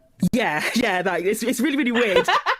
It's really weird. Like, there was one MP, I think he was the MP for Bolsover in the north. He called David Cameron Dodgy Dave, and the speaker at the time said either take it back or leave, and he refused to take it back, so he was kicked out for the rest of the day. So Dodgy it's always Dave, rowdy, but quite respectful at the same time. Totally different to the Senate or the Congress in America. So for people who haven't seen the show, can you give it an overview? Give the series an overview before we jump into specifics about it. Okay. So Anatomy of a Scandal, it's a 6-part miniseries. It's got Michelle Dockery and Rupert Friend? Is that how you pronounce his last name? Yeah, Rupert Friend and Sienna Miller as well. And Sienna Miller, yeah. I thought they were really great. Strong acting all around. But basically, Rupert Friend's character, James Whitehouse, he's an MP, a Conservative MP in the House of Commons. Tory MP. Oh, yeah. They don't call them It sounds like shit, by the way. So get your votes. Conservatives. They call them Tories.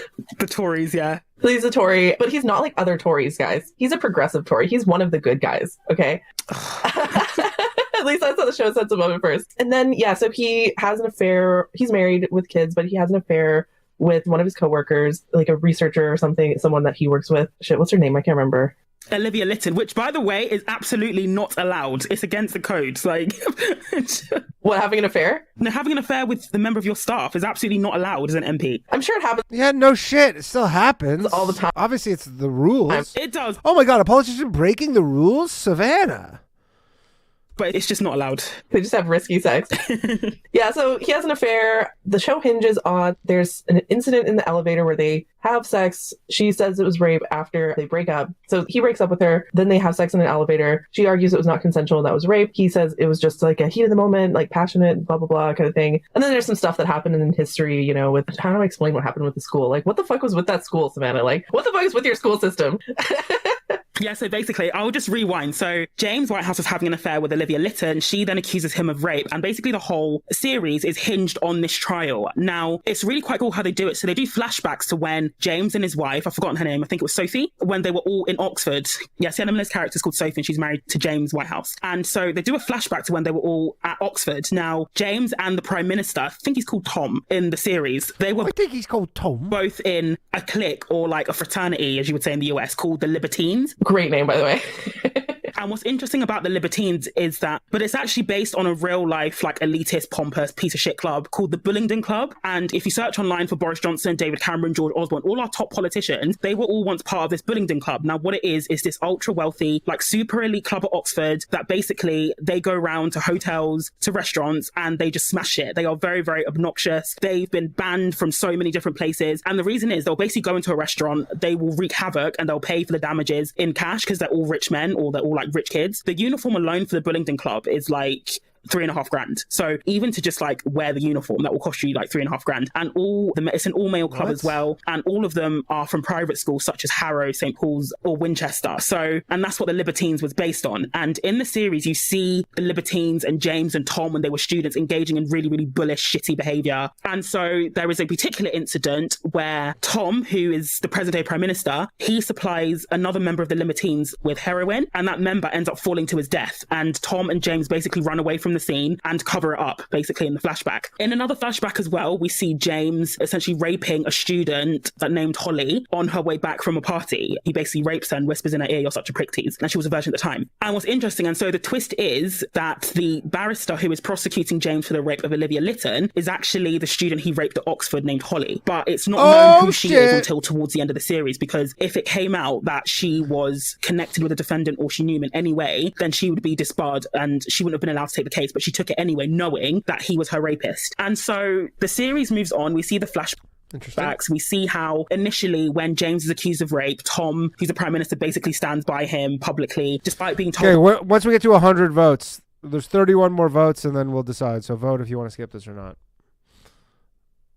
where his advisor basically drop him. And so, like, spoiler alert, James is ultimately acquitted of the rape. But throughout the series as well, we see Sophie, who is his wife, suspecting that the barrister prosecuting him is actually Holly, because Sophie and Holly were like roommates in the first year at Oxford, and they studied. How would you not know if this is someone you like knew well? Together? And so, you know, she confronts Holly, who now goes by the name of Holly? Kate, who just denies it, because if she admits it, then she's admitting to something deeply unethical. But so after James gets off the trial, he's happy. He's like, I've got my life back. And he tells his wife that he said something that Olivia Litton claimed he said when he raped her. So don't be such a prick tease. Yeah, did you say don't be such a prick tease? And James admits to it and says, I did say that, but I couldn't admit to that in court. Otherwise, you know, that would have looked really bad. And that was when Sophie realizes that he was the rapist. And he was lying the whole time, yeah. He was lying to her the whole time, too. And he was lying the whole time. And also after that, before she leaves him, James confesses that he was involved in the death of the student. Him and Tom were involved. The series concludes with Sophie going to meet Kate and telling her, I know that you're Holly.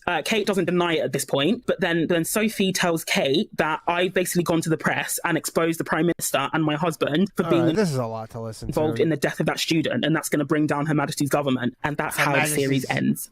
Yeah, so thank you for that amazing summary, Savannah. I think you watched it a lot more recently than me. Thank you. All right, we're going to skip this. I've had enough. It seems like nobody else wants to listen. Some of you want to listen to this, but 60% want to skip it. I don't think the no's can win this at point. So that was episode 70 of the Female Dating Strategy Podcast. On to episode 71, How to Stop Being a Femcel. This is the good shit right here. Thank you very much, everybody, for joining us. And we got a lot. We got through 4 today. We're going to have gotten through 4 episodes today, so that's good. Actually, give me one moment, please. I'm just going to grab some water. I will return.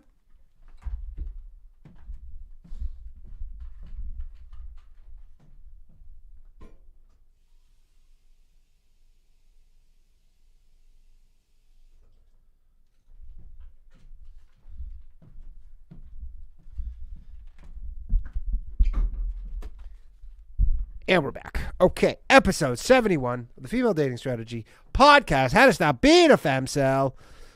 1.25 speed. Let's go. What's up, queens? Welcome to the Female Dating Strategy Podcast, the meanest female-only podcast on the internet. I'm Ro. I'm Savannah. And I'm Lilith. All right, so today I wanted to do a follow-up to our previous episode that we did about the article in Atlantic detailing the secret lives of femcells. It seems like we're harping on this subject somewhat, but I think it's important to talk about the struggles that women face that are sometimes a little bit invisible. I know we mostly talked about that article in the context of like who they are, what they believe, etc. But I think that it would be great to actually have some strategies for women who identify as femcells. It's debatable whether they actually are femcells, but for women who identify as femcells or women who feel like they have difficulties dating because they're not physically attractive, like what can you do and why it doesn't matter? And then what are the alternatives? And I think this is a good discussion because I think it'll give practical strategies for women who otherwise feel marginalized from the dating scene and to go ahead and find some kind of tools to move forward if they are really seeking out a relationship. Cool. Sounds good. And I'm going to be somewhat skeptical. I am going to be a little skeptical this episode just because I don't know if femcells even like want to date. And if they do, like, I don't know if like the strategies and advice that we would give, I don't know if they would actually want to do those things, but we're going to try. Well, I'm making the assumption that they do want to improve because so many of them are focused on like lookism and then trying to look smacks. Yeah. Right. And trying to make themselves more attractive. But as we've discussed in previous episodes, like most of it is actually psychological. Some of it may actually be physical things that they can change, but most of the time it's actually an attitude issue or just, you know, the circumstances of where they're born and maybe them not having like a good and healthy environment for them to be. And I just want to say that just because you're not conventionally attractive, that doesn't mean that you're not attractive. I think people conflate the two. If you don't fit and narrow, or if you don't like fit the beauty standard, then you're completely written off, and that's just not the case. And it's not how men work as well, because you see men partnered up with women. I hate using scales, but if you want to use scales, we're just going to run with it just for ease. But you see men partnered up with women from 1 to 10 on the scale, so to speak, on the look scale. Like you see it all the time. And I want to you see ones with ones. I don't really, you don't see guys who are 10s with ones. I hope you're not insinuating that. Preface the rest of this episode by saying this is going to be real advice, not necessarily nice advice, like advice people want to hear. And I think that's definitely a 180 pivot away from the traditional advice, which is what the femcells were complaining about in the Atlantic article, is that the idea that everyone is beautiful and like so much of body positivity feminism focused on making women feel, quote, beautiful, women who don't internally feel beautiful, and then not acknowledging that some women actually really do struggle, and no amount of like girl bossing and power positivity and like toxic positivity is going to change that. So I kind of want to acknowledge the fact, okay, if you're a woman and you're starting to feel like, okay, I'm really getting locked out of the dating scene and being taken seriously as a romantic partner, what's wrong with me? Here's some things that might be wrong, and there might be nothing wrong, right?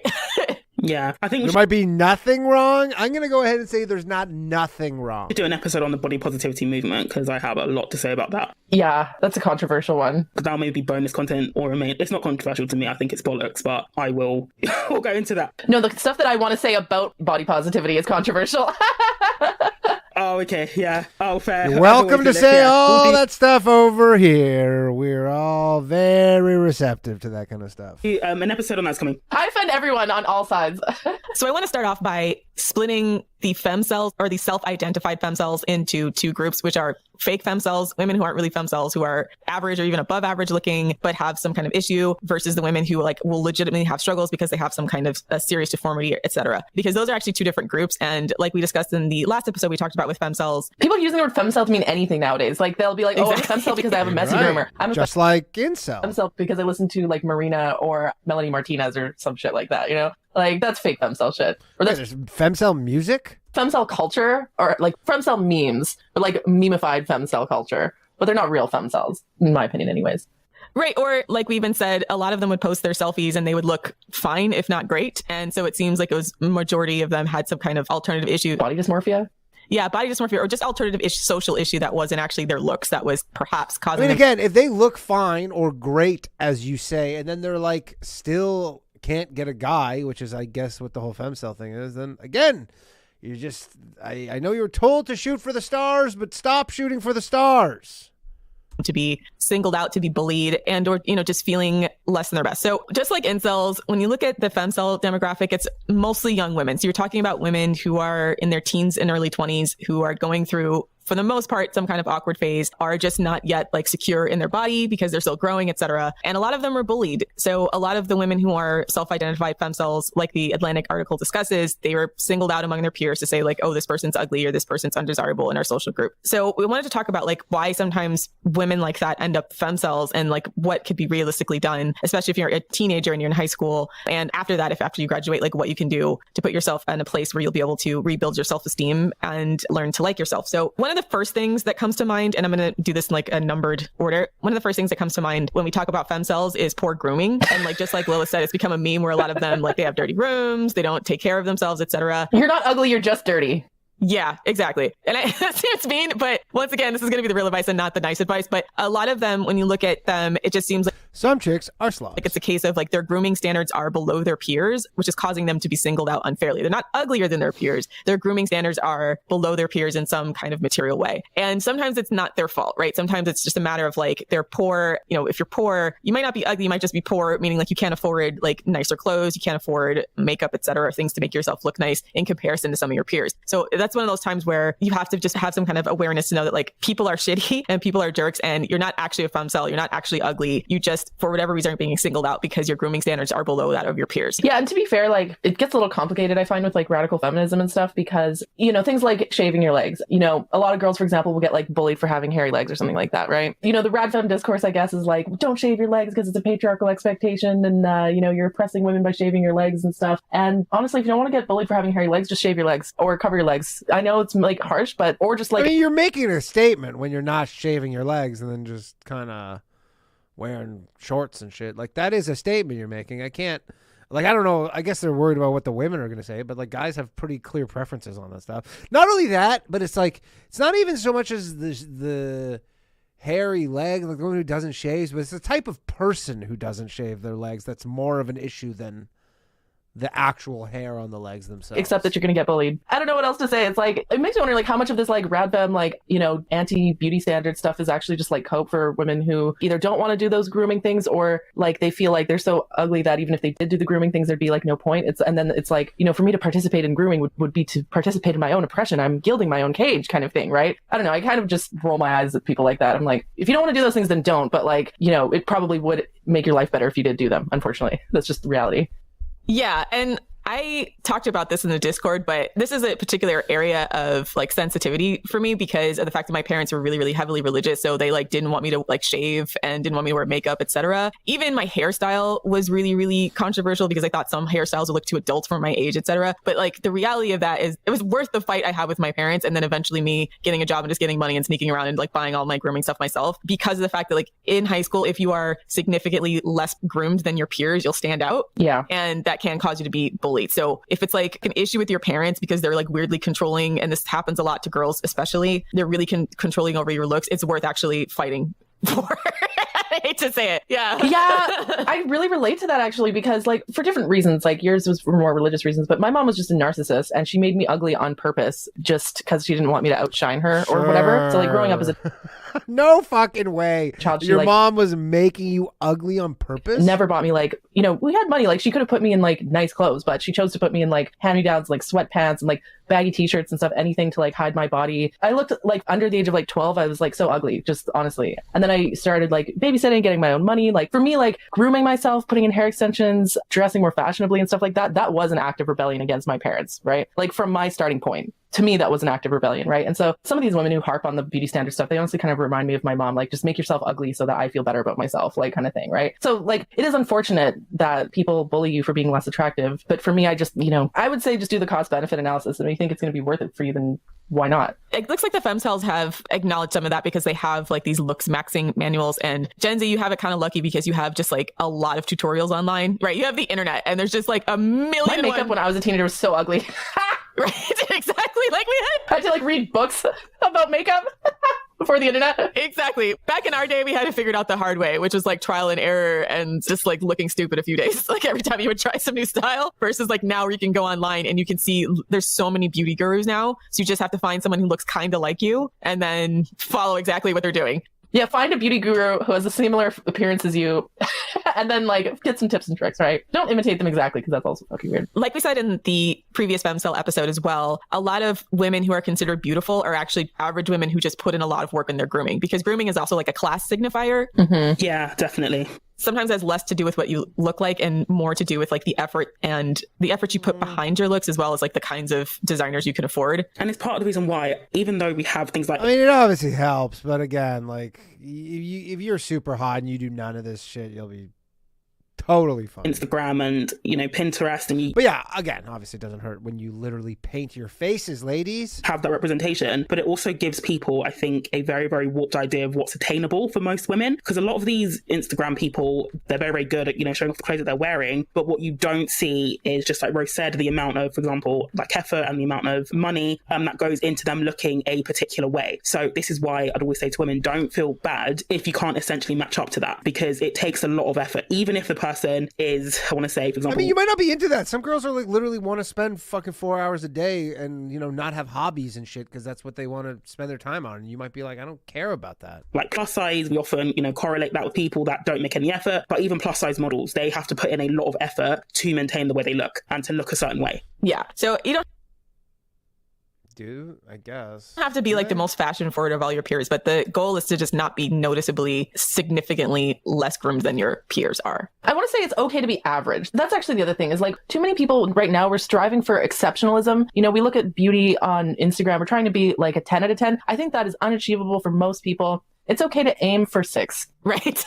It's okay to be average, right? Like, you know, if you look at like a group of high school kids and stuff, like they all kind of look the same. They're all kind of average. The ones that get bullied are the ones that really, really stick out. And so, yeah, like stop striving for impossible beauty standards. Just strive for average. Okay. Like then your life will be happy. I enough. mean, if you are way below average, yeah, that's probably where you want to aim at. You don't want to aim at, you know, way above average if you're way below average. Yeah, That's exactly. Like for fitness, don't starve yourself trying to be a size 0 or whatever, right? Like, you know, you're never going to be an Instagram fitness model unless you're like genetically gifted or just live that kind of lifestyle already, right? And a lot of them have had surgery as well. They just don't tell you. Yeah, exactly, right? Like, unless you're willing, spend tens of thousands of dollars on surgery, like, you're probably never going to look like an Instagram model, and that's okay. You can still live a perfectly happy life having, like, an average body fat percentage or having, like, an average body, right? You don't have to be super skinny. You can just be normal. That's okay. Yes. So that brings me to my second point, which is a lot of women consider themselves femcells because they're significantly overweight. And this is so regional. And I've had this discussion with some other FDS members where, the emphasis on your weight and, like, what's an acceptable weight range so that you're not, again, significantly outside your peers really, really differs depending on, like, where you are in the country. Like, obviously, if you're in a city or a country that's really, really fashion forward, in the States, that would be like New York, LA, Miami, Vegas, places where there's, like, huge fashion industries or entertainment industries, hospitality industries. Then there's a ton of emphasis on women's weight as far as, like, being skinny, because, like, part of the economy there is the women there, right? Because they are part of the fashion industry or they're part of the hospitality industry, which tends to put a premium on how women look. Whereas there's other places in the country where, and we already know this, that the United States is one of the, like Ohio. United States is one of the fattest countries. Just move to Ohio. That's my other piece of advice for femcells. Move to Cleveland or something where you can That's fucked up. just be a Cleveland 10. You might be in LA too, but you'll be a Cleveland 10. Yeah, I don't know about that, but That was going to be my legit advice, that, like, try to get to a healthy weight. Like, realistically, for your own sake, for your longevity, try to get to a healthy weight. But if you're just like, man, I will say, you don't hear a lot of female self-improvement stuff ever say lose weight. It's always just like, you're such a queen. I either don't want to put in the effort, I like to eat, or you have some kind of condition such that, like, it's really, really hard for you to get down to a healthy weight, then I actually think it might be beneficial to move to a place where, like, the culture is more surrounded around food. Move to Louisiana. Get some What kind of advice Swear to is God, this? in the South, like, I think most of the, quote, fattest cities in America are in the South or Midwest. There's barbecue, there's Tex-Mex, there's and everyone is fat there, right? So you won't stick out. You'll be average, right? everyone's fat. Exactly. Right. But what if you're too fat to move? Okay, so but what if somebody can't actually afford to move? These places are cheaper to live, okay? LA is super... they actually will be saving money, okay? LA, New York, the places where it's most important to be hot is also the most expensive place to live. I mean, I get that, but also this isn't just like, we don't just have like people in the US, it's also Europe and around the world as well. And moving, even if it's cheaper, is fucking expensive. Like, even if you're moving from one place that is, more expensive to another. Like, in the UK, people take out personal loans to move because, I mean, you're looking at around at least $3,000 if you want to move somewhere. Isn't the UK also one of the most obese countries in Europe though? So In Europe, yeah. so if you're English speaking, chances are you're probably from the UK, so you're probably fine. So no. But even still, like, I mean, like, what is the advice if somebody can't move? Or if they have, for example, isn't even just about moving just, to be average. It's also, there could be things keeping you in that particular area. This was their advice, is to move? Like, they're not even... I thought they were saying this jokingly, and now they're having this serious conversation about, like, if you're so gross in your market, move to a new market? As well. I'm just conscious of the advice that we just tell people to move when moving isn't that straightforward of a decision, and it may not even solve their problem. It may not solve their problem, but honestly, as a person who's traveled a lot, like, cities have cultures. And so if you are in a city where you don't fit the culture, it's honestly an uphill climb. And it's actually, I think, worth for your mental health to move to a city where you'll be around your tribe, right? If you're a person that just knows you, like... Yeah, but maybe you're like, my tribe's not fat people. I happen to be overweight, but that's not my tribe. Want to be a big party animal? And you want to eat a lot? Go to the South. Eat all that barbecue. I'm dead ass. Yeah. And I know that sounds horrible, but like I said, I actually think I think that's better than doing things like plastic surgery, to be honest with you. And be landed with their lack of abortion rights, but that's a different issue. True. Oh yeah, shit. Be stuck with their lack of abortion rights. That's it. And basically move from Nobody's fucking you anyways. like LA, where it seems pretty liberal, to the South for man. But by the way, if you need an abortion, you're fucked. No, not for a man. It's not for a man. It's for your quality of life. Yeah. All quality of life, but then what's the point if your reproductive rights are just... I mean, if you're like eating yourself Yeah, but nobody's fucking you in LA when you can get abortion, so... to a coma, like, are you going to be having sex? Sorry.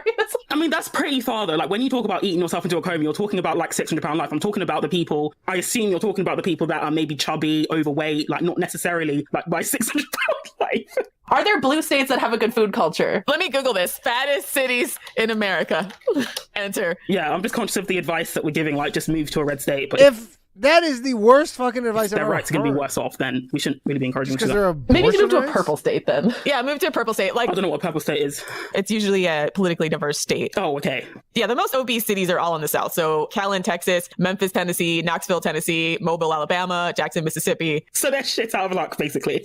SOL. Yeah, but there's some slightly purple cities in here and states in here. So like Winston-Salem, North Carolina. Yeah, like Oklahoma, I think it's reddish purple. It's like reddish purple. Can I just say that the hottest American men I've ever met were always from Raleigh? Is that North Carolina? Like every single hot American man I've ever met was from Raleigh. So this is completely unrelated, but if you're looking for a hot country boy, move to Raleigh. Like honestly, that's my type. Okay, so the other option too I've noticed is that usually outside of the central hub city, so if you go outside of like New York, then you go outside of LA and some of the farther out cities and counties, they're like not exactly the suburbs, but they're a little bit farther out. Like they're a little bit more like working class. Then you'll see a lot more obese people as well. So sometimes you don't actually have to move states. You could just What is this fucking advice? This is not how to. This episode is titled "How to Stop Being a Femcel." That's not how you stop being a femcel. Is just move to fat areas. move a couple of cities over. Fair, yeah. Yeah. I want to point out that, like, you know, when it comes to, like, I'm feeling insecure about my weight type of discourse, you know, the existing dialogue generally would be like, oh, here's how you can lose weight, you know, telling women to lose weight. Or they'll be like, you're beautiful just the way you are. And anyone who doesn't think so is, like, fat phobic or whatever. Just point out that FDS is like, our advice is completely way out of left field. It's mean, but honest. It's like, if you don't want to lose weight, why we love the queens. Then don't. But just move to a place where instead of you being fat, you'll be average compared to other people. Where it's not a social liability for you. Yeah, where it won't be as much of a social liability, yeah. And like I said, it's not the nicest thing. That's so crazy. It's like, so what brings you to Kansas City? You're just like, I just want to be around more fat people, you know? To say, but it's also honest. It's like, why keep, like, you know, torching yourself trying to fit a beauty standard that you either can't commit to because you just don't want to, or it's a medical condition that you can't. I actually think it's important to find your tribe for your own mental health. I actually think it's actually better rather than trying to be like, I don't fit in here. Like, obviously, if you live in like Beverly Hills and, you know, you want to like wolf down barbecue ribs every weekend, like you're going to be outside of that culture, right? Because like that's like the sushi and green juice culture, and you want to eat differently. You want to live differently. So if you want to live differently, I don't even think you think there are overweight women in LA or Beverly Hills that are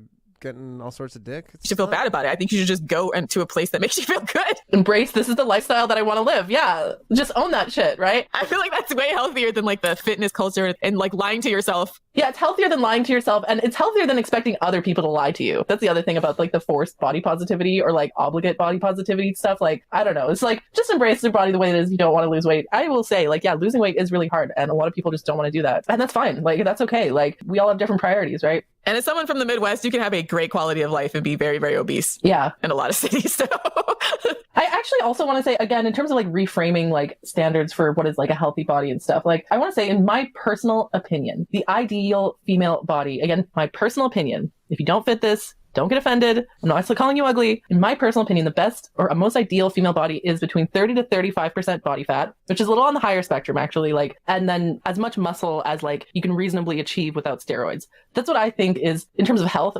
30 to 30. The most beneficial to women, because first of all, having a little bit of extra body fat is good to like throw around in a fight. Like if you ever get in a physical confrontation, like it's better to have that extra weight. You know, if you weigh like 150 pounds, a guy could just like pick you up and like throw you, right? Like it's better to have that, you know, on your side. Secondly, you actually need some body fat to like regulate your hormones and stuff. Like a lot of women think 35% is pretty high. They have to get like under 25% body fat if they want to be seen as attractive or if they want to be seen as healthy or whatever. And I find like, you know, the lower the body fat percentage you go, the harder it is to maintain and the harder it is to regulate your own hormones. So just for like an overall like day-to-day like quality of life, having like an average to slightly on the higher end of average spectrum of body fat percentage is acceptable. So at the beginning of your weight loss journey and you actually do want to lose weight, I'm not saying you have to lose weight, but if you are overweight and you want to lose weight, it's okay for your goal to be like 30% body fat or 35% body fat. I think that's very achievable and you can live a great quality of life with that. Yeah, exactly. So it all comes down to how much effort you want to put into either of these areas. And the goal is always to not be so noticeably below your peers that it causes you to be socially isolated or bullied. Yeah. So, and if you can't move, then it's a little bit tougher, like Savannah said. So try to move a couple of cities over if you can, if you're still in high school. I think actually do your best to, like Lila said, get down to like 35% body fat, like get down to good enough, right? It doesn't have to be amazing. It just has to be good enough. Like 30. These chicks need fucking Andrew Tate. I'm telling you. 5% body fat is just like an average woman. You just look at a normal non-obese woman and you're like, she's probably 30 to 35% body fat, maybe even slightly curvy. So I think that some women are genetically just like that, actually, in which case I'm a little bit jealous, you know?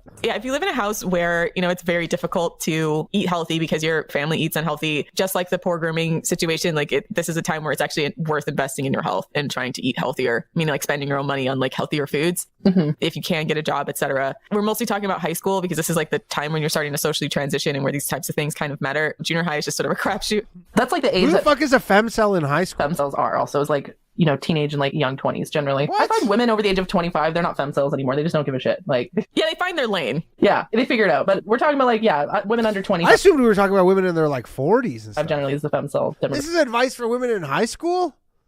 What? Perfect. Where you're stuck in a social environment you can't necessarily control, like, or you're just learning how to leave. So like in your teens, you're obviously in high school, you may not be able to control where you live. But as you start to, when you graduate and as you start to move out in the world, this is what you can do. And this is what I've seen women do to increase their quality of life after being labeled, quote, femcells. And if we're talking about men as well, because, assuming that every femcell wants to be noticed by men, the older you get, the more you realize that a lot of men just don't care as much as women think they care about stuff like, I don't know, for example, cellulite or a back roll or something like that. They just don't care, in my experience anyway. Yeah, so the caveat to all of this advice is that no matter how bad you think you are, there's always a man that's worse off. Yes, true, but the problem is you don't want to fuck those guys. That's the real issue. Yes, there's always going to be a guy in worse standing having it worse, but you're not interested in him. Frankly, if you have a pussy, you won. That was not what I was expecting, right? People think that femcells don't really exist to a certain extent. Or that they're all volcells, voluntary celibates. I wouldn't say they're volcells, but they want romantic relationships, which are hard for everybody right now. And we'll get into that as well. But the idea that you can't get any guy to pay attention to you is just not true. I'd probably say for about maybe 90% of women, perhaps that's not true. I don't know. I feel like this episode's going to be tone deaf as hell because I actually don't know what it's like to be ugly. I just can't relate. I'm sorry. I've never experienced that. It's just, I've never experienced that. I mean, I thought I was ugly growing up because my sisters I had two sisters and one was a model. And then I thought I was, but I think I don't know. I'm not ugly. Now I know that I'm not, but I don't know. I sort of remember the mindset because I think we're going to come on to it in a bit actually, or we might just skip ahead. Because I went to a high school where I was the only black person in the whole school. Maybe there was one or two. And naturally I stood out like a sore thumb as well, especially when I was surrounded by white girls who were tall, they were very skinny, and I just wasn't that at all. So I get it, when you stick out like a sore thumb and then you're comparing yourself constantly. But even then, I wouldn't say I was ugly because I was in a relationship at the time and I still had men wanting to date me. I was in a relationship. So yeah, maybe I can't relate either. There's lots of average men, right? So even when we talk about this, it's your life isn't over if you're not top tier attractive. And average doesn't necessarily mean unattractive as well. I feel there is this dichotomy between ugly and not ugly, and it's not true. There are average, looking men who I found really, really attractive, personally attractive, because it's not just about the way they look, it's about the way they speak, the way they carry themselves, their thought process. Looks, I just feel with femcells, just focusing on the exterior is just missing so much of what makes a person actually attractive, and it's not just the way they look in most cases. I mean, I think it's fair. In the case of femcells, I think it's more fair because, for women, our attraction is more holistic. It's it is important for the men to be facially gifted and to have, a nice body. And, we also care about personality and his, general vibe, right? I think men, again, they're much more simple-minded. And so they tend to just think of it hot or not. For men, men's attraction, I feel, works much more. It's like a light switch, whereas with women, it's more of a spectrum and more complicated. But in terms of a long-lasting relationship, though, of all the couples that I know, it's not just looks that brought them together. If you're looking for a shag, then yeah, I think it's light switch. But in terms of long-lasting relationships, I mean, obviously they want to find, I think a high-value man, he'll want to find his woman attractive, but that's not the only thing that will keep him there at all. I mean, it's not the only thing that'll keep him there, but it is one of the requirements. So generally. It's important, but this is what I'm saying. It's holistic, just women's are. If we're looking for the long term with a high value man, he'll also see you as a fully holistic human being and not just a shell. If a guy is only with you for your looks, he's low value because he doesn't see you as a fully realized human being. Yes. Okay, so number 3 reason why you might be a femcell, poverty. So there's an old adage that there's no ugly women, just poor. This is true. You're not ugly, you're just poor. Yeah. Yeah, you're not ugly, you're just poor. So many videos on this, but yeah. There's just an unfortunate side effect of any type of capitalist society. There are people who cannot afford to groom themselves or take care of themselves in the same way that other people can, which again causes you to stick out. So I think we've already made the suggestion in the previous points to, if you can get a part-time job, it is worth at this stage using your money to, again, the rad bums aren't going to love us, but it is worth using money to invest in your physical appearance, both internally because of your health as well as externally as well as your grooming. But if you're in a situation where, as a person who grew up poor, who's had to figure out a way to be somewhat stylish, by thrifting clothes or getting clothes from the Salvation Army, you also have to be somewhat resourcely, even if you can't afford the best. That's the thing is you don't even necessarily need money. There's, I mean, right now the most fashionable shit is thrift stuff. It's you just need to want to. That's the problem. I just don't think people care that much. But yes, if you want to and you have the desire for it, you definitely can do it. It's not money is the only factor here, but I just don't think people sometimes care. Things. There's lots of fast fashion, and there's lots of places where you can get like clothing that you can kind of like self-style, right? Like you can still make yourself look presentable. Or just shoplift, honestly. Results criminality. Petty theft. Honestly. I mean, every fucking teenage girl shoplifts. That's like just a fact. Oh my god. Okay, I'm not gonna go. Okay, never mind. I'm not gonna go down that path. But like, I will say that like we live in a capitalist Were society. you the klepto friend? What? So were you the klepto friend in high school? Maybe. Okay. We all had one klepto friend. I did go through a phase There were actually, so many girls I remember in high school and even when I was in college. They all just stole shit. like a compulsive stealing phase, like a. Tea leaf alert. Tea leaf. I did go through a compulsive stealing phase. Lilith was a tea leaf. Tea leaf. Okay, so there's this thing. It's like the stupidest thing. Okay, so there's this thing for like bored white women where it's like we don't even like. How do I say this? It's like we're not even like poor or anything. You just steal for fun. But I actually think that is less okay than people who steal like because they can't afford it, right? So I'm saying What, like only bored white women are allowed to steal for fun? That's racist. the stealing that I did, I feel was not like ethical. But if you're poor and you live in a capitalist society and you can shoplift and not get caught, I support that. I think it's like them putting you in prison for stealing after you shoplift that's wrong. Eat the rich. Yeah. Like, Do it as a form of protest against our shitty capitalist society. Protest stealing.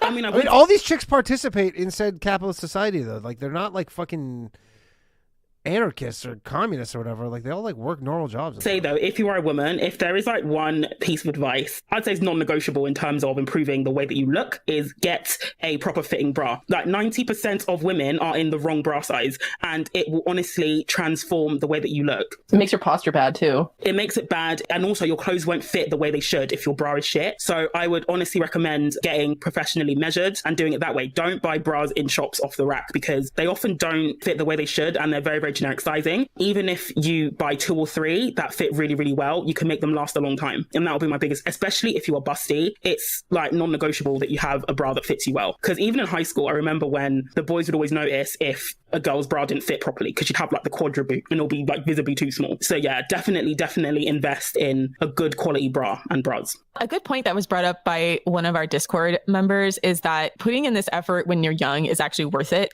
Because actually, as you get older, as you start to go out into the world and you start to get jobs, etc., certain levels of grooming start to be expected as the norm. And so sometimes for kids that didn't have the money or didn't put in the effort into their grooming and their health standards when they were young, it gets harder unless you obviously come into more money when you're older. It does make you a little bit behind like your peers. So it's important, I think, to think of investing in your grooming and your looks as part of your general self-care, part of your general mental and physical health maintenance, and that it's actually a skill that you can learn and that a skill you should try, and you should try out in high school, because a lot of times that's, regardless of the fact that people get made fun of, like that's sometimes the best place to make all your mistakes, right? Than trying to make them when you go out to the working world. Yeah, go through all your weird phases when you're in high school. Then again, kids these days, they film everything. So Kids even their these shitty days. fashion choices are going to be documented forever. So I kind of feel bad for kids. Like anything that's on the internet now, all the mistakes they made as a teenager are on the internet for life. So that's one thing to keep in mind. But yeah, it is true that when you're in high school, it's the best time to make mistakes. Or college.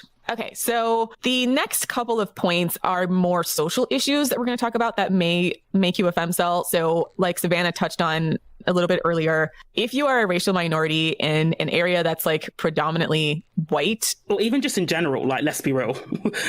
yeah, in general, but like especially that. So for myself, we moved around quite a bit when I was young. So I've lived in a lot of different neighborhoods with like different racial components, and going from like a place that's either a lot of people of your same race or at least racially diverse to a place where like you are the minority, where you're like the lonely only, can be kind of a mind fuck. It can be. So there's a lot of women who, especially on the femcel boards, who are, they really obsess about like beauty standards as it pertains to race in particular, and saying like, oh, I'm never going to be attractive because I'm not a blonde white woman. And there's even a pretty funny comment by a comedian, a pretty infamous Twitter comedian, I think it's Dana Donnelly if I'm not mistaken, but she said like, when did you discover you weren't ugly, you're just not white? That for a lot of women University for me.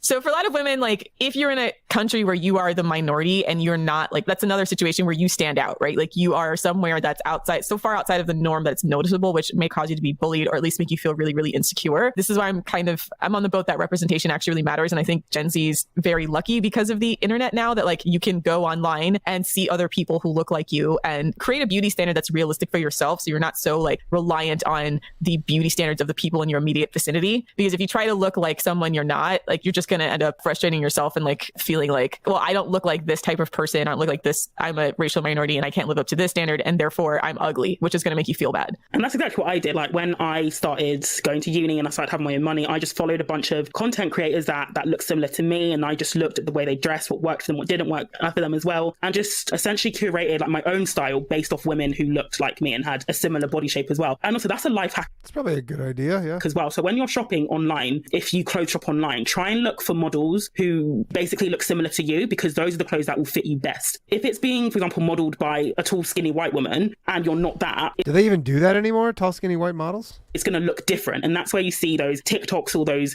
stories about women being disappointed about the dress that they ordered from China that looks totally different when they wear it. It's also, I find also, they just have different sizes in China and stuff. Like I ordered a sweater from China and I had to get I think it's a 4XL is just the biggest size they had. And it's like a large time, and I end up sending a lot fewer items back is if I just like look at the model and think, do they look like me? It also requires a bit of honesty as well, because if you are looking at the curvy hourglass plus size model and you're not that as well, it also requires a bit of, I guess, internal honesty, and also knowing that, okay, yeah, she's got a really banging figure, but it's just not my figure. Do you know what I mean? Yeah, that's trial and error too. And you'll have to cycle through a couple of clothing phases, I think, to start to figure out what actually fits your body. I'm very much the return queen. If I don't love it, I take it right back. So I generally will go online. Did you get banned from Nordstrom Rack because of that? We're not going to talk about that, Lilith. But yes. I feel like it was their fault. That's not the return queen. That's not the return convict, but never mind. Whoa. For the record, so there's an online retailer that so if you ever shopped at Nordstrom Rack, the store, everything's all over the place. So I always used to prefer to purchase things online. And I just decided to completely redo my wardrobe. But the problem is like, at least like originally, when you would order things, like we said, it would not look the same when I tried it on, like as it would look on the picture, right? So when you get something in person and trying it on, it just doesn't fit right. So I'm like, well, I'm not going to sit here and just have this thing in my closet I'm never going to wear because it doesn't look right. So I would sometimes just buy things in multiple sizes or multiple colors and then try them all on at home and then return them back to the store. But I did this so much that eventually they blocked my account. Yeah. My girlfriend actually does this too. She's banned from places as well because she just only online shops, and then she'll do this. She'll just buy a bunch of things and then try them on, and then they're just like, they'd rather just not have her as a customer. And then as an aside, our home looks like a Amazon fulfillment center. I think it was a lot of money. So, because I was redoing my wardrobe. Like tens of thousands of dollars worth of returns? It was honestly tens of thousands of dollars worth of returns. But like part of that was, like I said, it's different from other retailers like Macy's, because like Macy's, you could buy stuff and then ship it to the store and then try it on in the store. Like with Nordstrom Rack, I was like, I hate going to the store, so I'm just going to order everything online, which means I was just like, I'll just order everything in every size or every color and then like return part of it. But it means like I would order 4 things and then return like 3 of them. I think you got to keep your returns under like 75%. Within a certain amount of good advice from my girlfriend. Time. But yeah, I don't know. All I did was create a new email account and keep shopping. Yeah. See, we're both rebels like that, bro. No, just kidding. We're both right. Yeah, I just created an email account. Clothing rebels. Right. That's what I'm saying. Sometimes it's worth doing. So trial and error, like don't keep anything in your closet you don't want. Try the different things on, that fits your body type. Look at the colors and the color scheme and see if they flatter your body type. And there's so many resources online about beauty at this point. That's why we don't really focus on it. But did one person listen to this podcast, not us, but like other people, and be like, I'm no longer a I think the point was like, if you're a racial minority, to deliberately seek out brands, influencers, etc., that look like you, that have more realistic standards so that you're not beholden to whatever the standards are in your local area, which again, lucky for you, Gen Z, because in millennials, we didn't really have representation like that. So you were kind of left on your own to figure it out, which I think really did a number on a lot of women's self-esteem from them. And like, you'll see this kind of stuff where there's a lot of women who feel like, oh, I was bullied because I was too hairy, or I was bullied, because I, whatever, I had dark hair, dark skin, and they didn't see anybody like themselves. And so they didn't learn how to value themselves because everyone around them was different. And that's like, I think the benefit of being the digital age is that like your scene is now global, for better or for worse. So you don't have to feel like, okay, because I don't like fit in here, so to speak, that I'm necessarily ugly or that I can't have a social life, etc. It's just a matter of like finding what works for you and makes you feel good and looks good on you. All right. So the next reason you might be a femcell, poor social skills. This also goes for incels as well. A femcell. Find as well. I think all of these goes for incels, to be fair. Femcells and incels, yeah. No, because men aren't held to the same beauty standards, so I think it's different. True. Okay, true. Yeah, they're held to other standards. Like a fraction of this is true for incels. Just wash your ass. That's the only advice. Oh, knew it. Wash your ass. Yeah, just wash your fucking ass, you losers. Get outside the basement. Exactly. And I know used to them lurk too well. incel selfie, and like incel selfie, most of them, like I said, it was all about the grooming for them. Most of them were just like young guys who either hadn't completely grown into their bodies yet or just like terrible at grooming. And like men's grooming is bare minimum. It's literally like shave your unibrow, keep a beard line up, and cut your hair. That's it. That's it. And they can't even do that. And then they want to cry about being being incels. Anywho, back to the poor social skills. Poor social skills for women. I'd want to say, first of all, the way that you learn good social skills is you're going to have a lot of moments where you exhibit bad social skills in the process. And so I feel like a lot of women, first of all, like social skills are learned. They're not something you're born with. You need to practice it. And it is very much use it or lose it. I feel like a lot of women, they'll have a socially awkward interaction or, have a moment of feeling socially uncomfortable and then like get traumatized by that and like get so much social anxiety that they just find it really, really hard to compel themselves to go and get more practice socially. And that just makes it much worse, right? It just makes your social skills much worse. And it's going to just add and compound to the trauma over time because you're going to have to interact with socially. Humans are social creatures. We live in a society. You're going to have to socially interact with people, right? Yeah. So I think it's better to just like get the practice with, over with as much as you can. In high school, like honestly, most of these people you're never going to talk to anyways, right? So it's okay if you burn a few bridges. Like it's okay, right? Exactly. You have to have the mentality throughout high school that like, fuck all these loser ass people. Like, honestly, it's the best way to survive that situation because you're stuck there. You can't do anything about it. A lot of people are shitty. You should not internalize anything that happened in high school ever.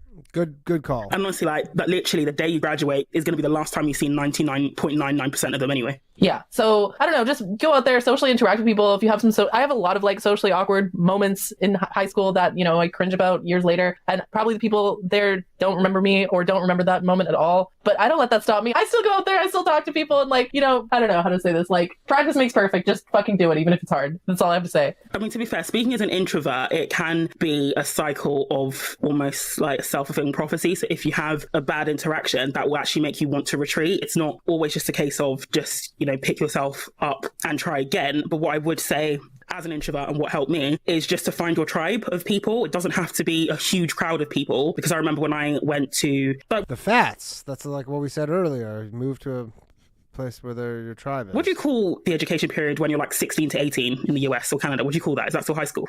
Yeah, still high school. Mm-hmm. Okay, so basically in my high school, I went to a different school and all the cliques had been formed. I was the only What do they call it? black person, but I managed to find a group of other misfits, so to speak. That's what we called ourselves because we all joined in like the 12th grade and we just stuck together throughout the whole time. And so you can just find your circle and everybody can find a circle, I think. And it doesn't have to be huge as well, but that can really, really help take some of the edge off. Even if it's just one or two people, if you just stick together, it will make high school so much easier. Yeah, and I think you have to figure out if you are being socially ostracized because you're just into things that are not as popular among the people you're around, or if you have like legit poor social skills, meaning like the things you say offend people, you're awkward in conversation, you never have anything interesting to say. Like those things are more skills to work on versus like your social skills are okay, but like you just are into something niche, right? Whatever. Like what if you're into like some kind of niche anime? And I see a lot of like the anime kids feeling persecuted online, even though like anime is huge now. But I remember like when I'm back in my day, but like a lot of the kids that were into like these niche interests, so to speak, like they weren't weird, so to speak, but they just weren't like, there's a lot of people that are just not into it. And so then they were more isolated because they had unique interests, in which case it is so worth finding your tribe, just finding the people who are interested in the things that you're interested in. You don't have to feel bad because you're not like the crowd, right? If you just have like interests that differ from other people. And I think that's different than like poor social skills, meaning like you're a drag to be around.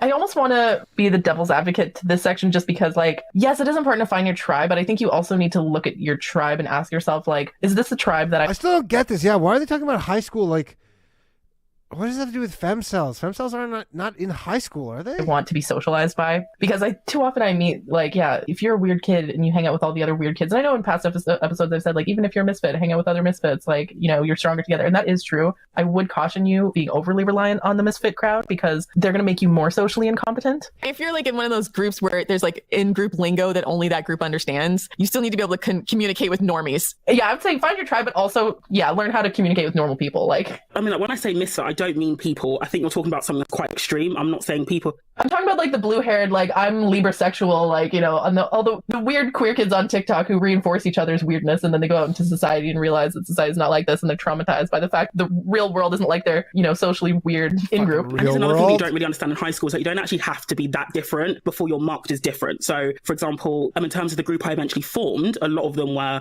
tall, pretty, thin, white girls, but they also didn't fit in with the main in crowd as well. So even if you don't fit in with the main crowd, that doesn't necessarily mean that you're a misfit or that you're socially awkward. It could just be that you just don't fit in. And I suppose this is a longer... 10 more likes, by the way. I'll give away another channel membership.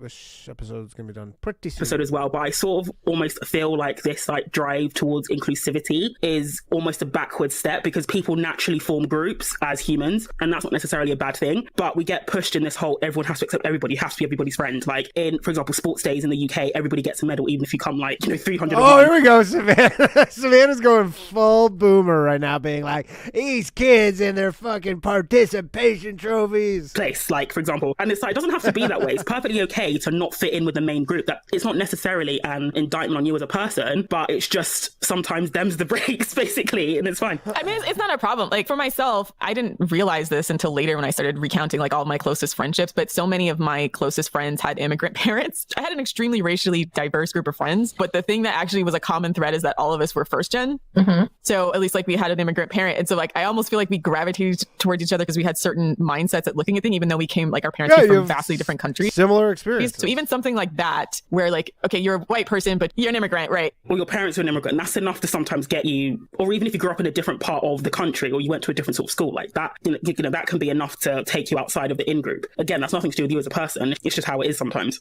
Yeah. It does so have be something to do with mindful you as a that just because you don't fit in with like what's popular there, it doesn't mean there's anything wrong with you, and to really try to figure out if it's like your social skills are lacking or you just haven't found your tribe. The last portion of this is if you have religious or overbearing parents. Slowly raise his hand in the background. So a lot of parents cripple their kids because they don't allow their kids to do fucking anything, right? And so I feel like a lot of my other first gen friends, they were similarly raised where they had parents from somewhere else, and like I don't know if it's just like fear or whatever. You know, some of their parents didn't speak English. My mom speaks English and everything, but like some of their parents didn't speak English, so their parents were really, really reliant on them. So then like they were really crippled socially because so much of their social interaction had to revolve around their family, or like their parents were like paranoid of like letting them have any freedom. So you see a lot of this happen where sometimes you get not the best parents. Not that they're bad parents, but you know, they have their stuff and then they make you do all the shit that they believe in. It's like, you know, like the kids that are really, really restricted in high school and then they go crazy in college because they have no idea of their limits and like they're just trying to rebel against really overly strict guidelines. I think it's worth like asserting your freedom from your parents at this age. Now, don't get yourself kicked out the house, I guess. I mean, weigh your options. But for me, I mean, for my younger siblings, like there's so many fights that I had with my mom and my father that my younger siblings didn't have to have because like, and their lives were a lot socially easier, that sometimes it's just worth actually pushing back on. So it's just the cross you had to bear there. I think if you're at the point where their parents are like, you have to come home straight after school and you can't go anywhere and you can't hang out with your friends anywhere, that will socially cripple you. Like social learning is actually a big part of learning as well. So I do think it's, granted, everybody's inside on their like phone now anyway. So maybe this is like starting to get passe because now you can just talk to your friends like on your smartphone versus like back in my day. People don't go to parties these days, bro. Like they don't go to physical parties. Like I remember when I was a teenager, like sneaking out the back to go to parties or go to like, and most of them wouldn't even be good parties. They'd be like bush parties, just out like drinking like fucking Bud Light out in the bush or whatever, right? Like, woo, Canada. Anyways, but like, do kids don't go to parties? I'm gonna say that's bullshit. do that nowadays? Do they sneak out at night to get in trouble? How fucking old are you? Do kids go have parties? Do they go out?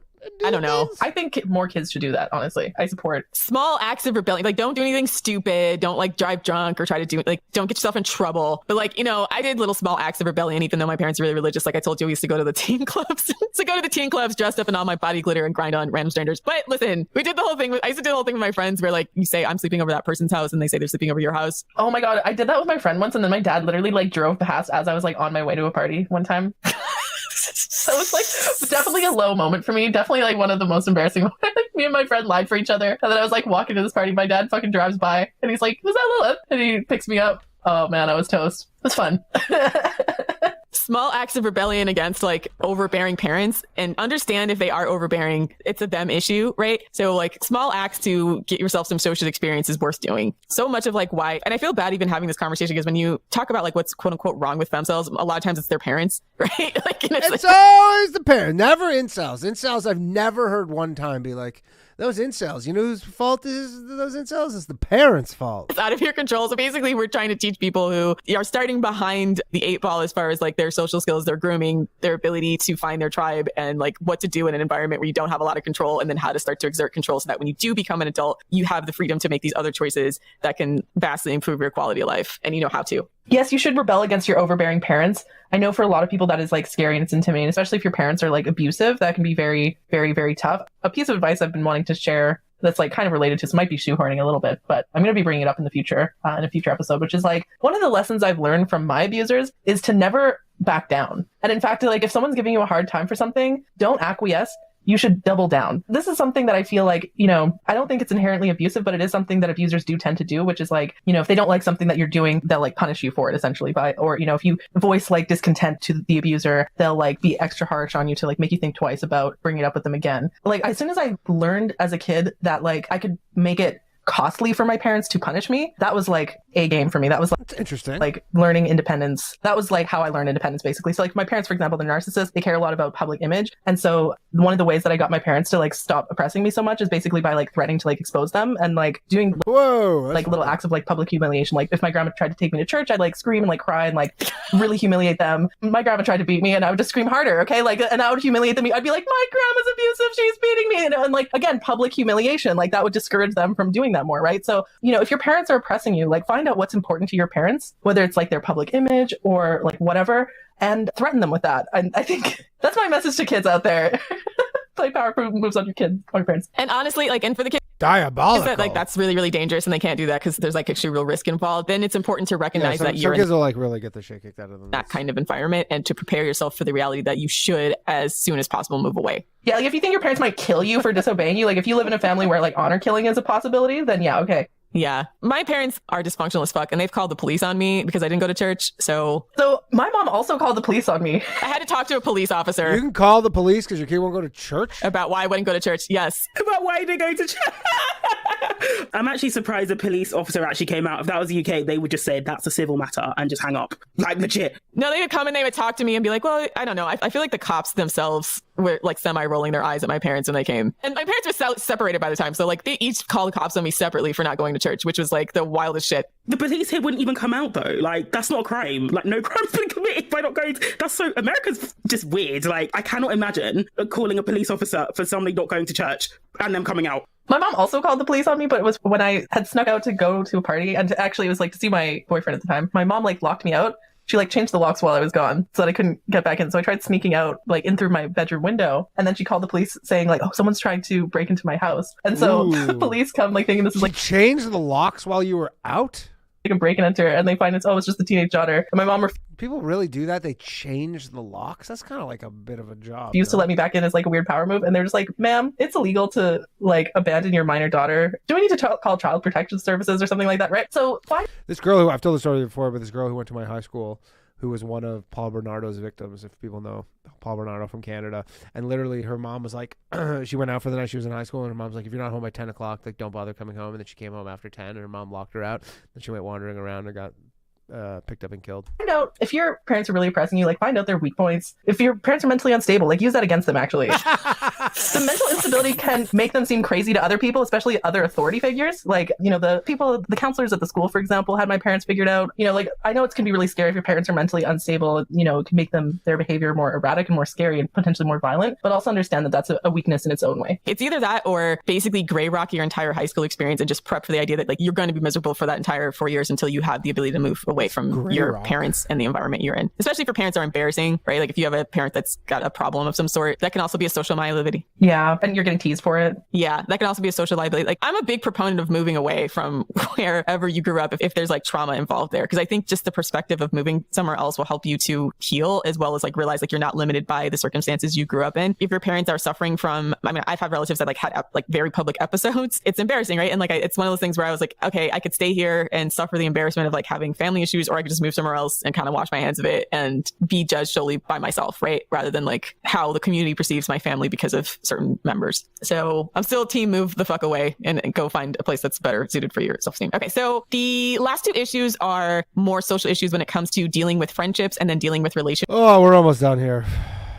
Meaning some women are consider themselves femcells because of how other people have treated them, and they've internalized the treatment of other people as like a statement in who they are. For example, one of the femcells in the Atlantic article mentioned like poor treatment by guys of like them just trying to be nice to them to have sex and then like never wanting to like be publicly their girlfriend, never want to publicly claim them, etc. To be clear, whoa guys, that's fucked up. Like a lot of that stuff that femcells think is unique to them is actually not unique to them. Yeah, even average and attractive women experience men who are scrotes like that. Who are absolutely Even the hottest women will experience a scrot in their lifetime. Shitbag. So sometimes I feel like what the femcells take that to mean that they're ugly and unattractive, and they internalize the behavior from men and don't understand it. Like, that's just shitty behavior that happens to men, and it would still happen to you if you were average to attractive. Yeah. And this is why I always say that if you think you are, not conventionally attractive, then your standards, they should be absolutely sky high. Forget what society tells you that you have to settle, that you have to, find your level, be grateful for the scraps. That's nonsense. Because ultimately these men, they prey on women who have low self-esteem and who are not conventionally attractive because they think they'll be low-hanging fruit. So actually, if you deem yourself a femcel, or if you don't think you're conventionally attractive, yeah, your standards, they also need to be sky high as well. They'll be too low, and you'll start to reinforce the poor treatment and then internalize people's behavior, because it's like blood in the water. Like, the sharks will find you repeatedly. And this is why I get so annoyed at society when they just basically tell women who think they're unattractive or they're not conventionally attractive, oh, just lower your standards, because actually that's not going to help them. And ultimately, it's essentially not going to protect them from the shitbags in the male sex, because they also treat attractive women like shit as well. So not having any standards or boundaries is the worst thing you can do. And that basically goes if you're attractive or not, or conventionally attractive or not. So it's good advice for anybody. Yeah, just have some boundaries and standards. If you believe that you are conventionally not attractive, that's all the more reason to have sky high standards and boundaries.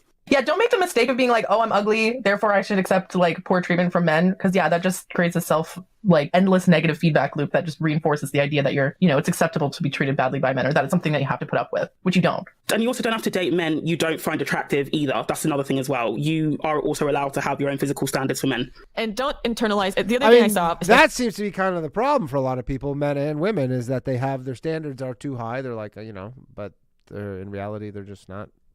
In the TikTok meme about girls who were late bloomers and who never got asked out in high school, etc. Like, once again, that has to do with men, and that's not behavior you should internalize. Like, I'm undesirable because no one asked me out in high school. Like, there could be a million other reasons that's the case. That's not just like you're ugly. It could just be once again, the particular social scene of where you are. A lot of guys who might have liked you may have never made a move, and a lot of the girls who are popular just put out a lot, right? It's not even a secret, and it's not a particular skill. Sometimes women look at women who just sleep around and then think oh, well, that person's more liked and guys like her more. But literally in high school, if you're just putting out, you can just get a lot of attention from men. That's just the reality. Does that sound horrible? But it doesn't necessarily mean that person's prettier than you. I wouldn't recommend it, right? Because there's a lot of women who are on the other side of that who I had sex with a lot of guys because I wanted attention from men and I wanted to be part of a social scene, and then they have to deal with that trauma, right? So you have to remember that take a step back and realize that your boundaries are actually important for your own mental health and self-esteem, and trying to quote keep up with the Joneses as far as just doing whatever you can to get attention from guys, just so you won't be a quote late bloomer, or that you're not left out of the social scene. Comes with its own risks and its own kinds of trauma. Yeah, don't expose yourself to unnecessary trauma. Yeah, don't internalize if you're not always getting asked out. Don't think there's necessarily something wrong with you, because it may not be at all. I mean, again, it's easier for you to say, and also, what fucking high school girl is listening to female dating stories? Like I said, it could just be that social scene, and don't feel oh, everyone else is having sex, and then I feel I have to have sex to get a guy to be interested in me. Also, keep in mind, real life is not TV. It's real life isn't Euphoria, where a girl is walking down the aisle in high school and every single person. Fuck do you know about high school? You don't know the people in high school even go to parties. And turns their head to look at her, kind of thing. Right, as she walks in slow motion and the wind is blowing on her hair. I feel some femcells go through life thinking that real life is like that, and thinking the pretty girls have it so great. They walk down the hall and there's their hair is so perfect and effortless. You never know what they're going through or what they're doing to maintain being popular. That's the thing. Also, quite frankly, no one cares. I was popular in high school, and I had to suck a ton of dicks. People in high school, the hot girls would walk down the aisle, and yeah, maybe some people would look, but it's not every head is turning to look at them, right? Just I don't know. Just because your life isn't what you see, how you see teenagers in TV, doesn't mean you're a femcel, or that your life is somehow not worth living or inadequate.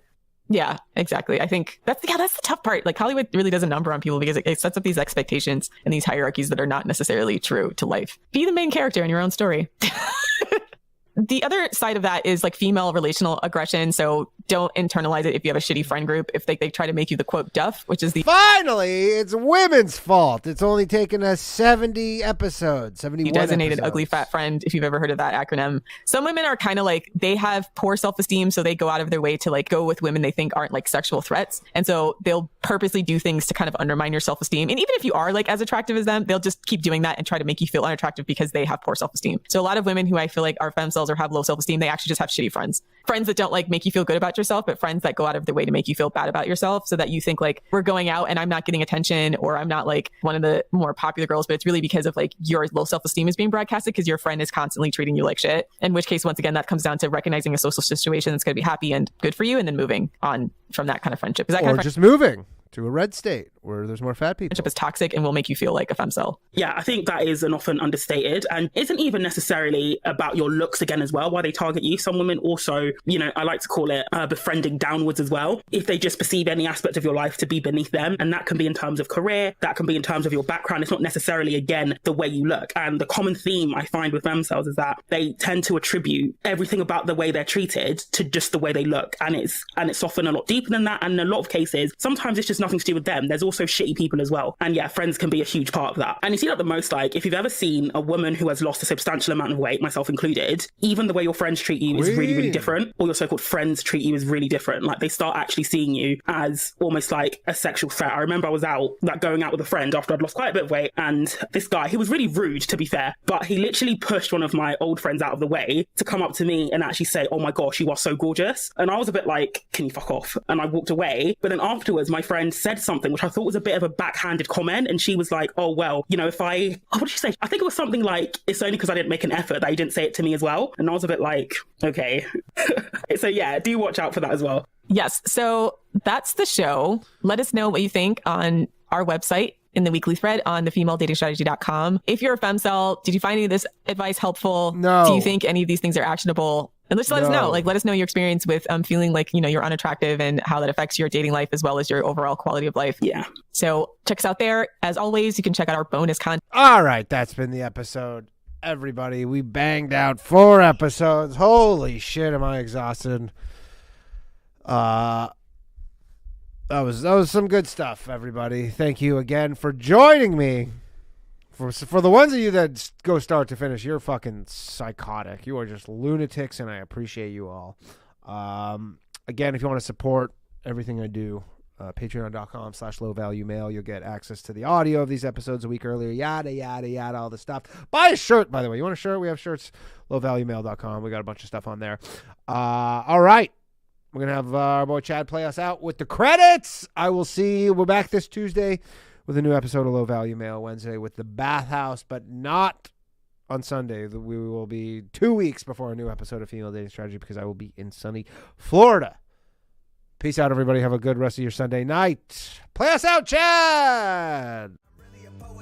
All my shit heroic. Empathic abilities, yeah, my face be also stoic. Bleep, blow up, nigga. That just means I'm working. They see me as a leader, so that's why I'm Captain Kirkin. These tracks from the stars, that much is for certain. You can feel this hit if you up or if you hurt. I'm raising my stock, not talking my feet in some Birkin. Number Johnny 5 got a fucking short circuit. Bring the track to life when I spit phenomenal. When I hit, she feel that shit in her abdominals. These rappers make me laugh like comic view, they comic through. You know I got a ball out, I hit the track running just like Sonic do. They don't wanna turn on my light switch. Yeah. They was trying to get me on my hype shit. Yeah. They don't wanna turn on my light switch. Yeah. Then they tried to down me on some KO type shit. Yeah. They don't wanna turn on my light switch. Yeah. Now we pulling up fresh on some flight shit. Ha. They don't wanna turn on my light switch. Yeah. They don't wanna turn on my light switch. They don't wanna turn on my light switch. Yeah. They was trying to get me on my hype shit. Yeah. They don't wanna turn on my light switch. Yeah. Then they tried to down me on some KO type shit. Yeah. They don't wanna turn on my light switch.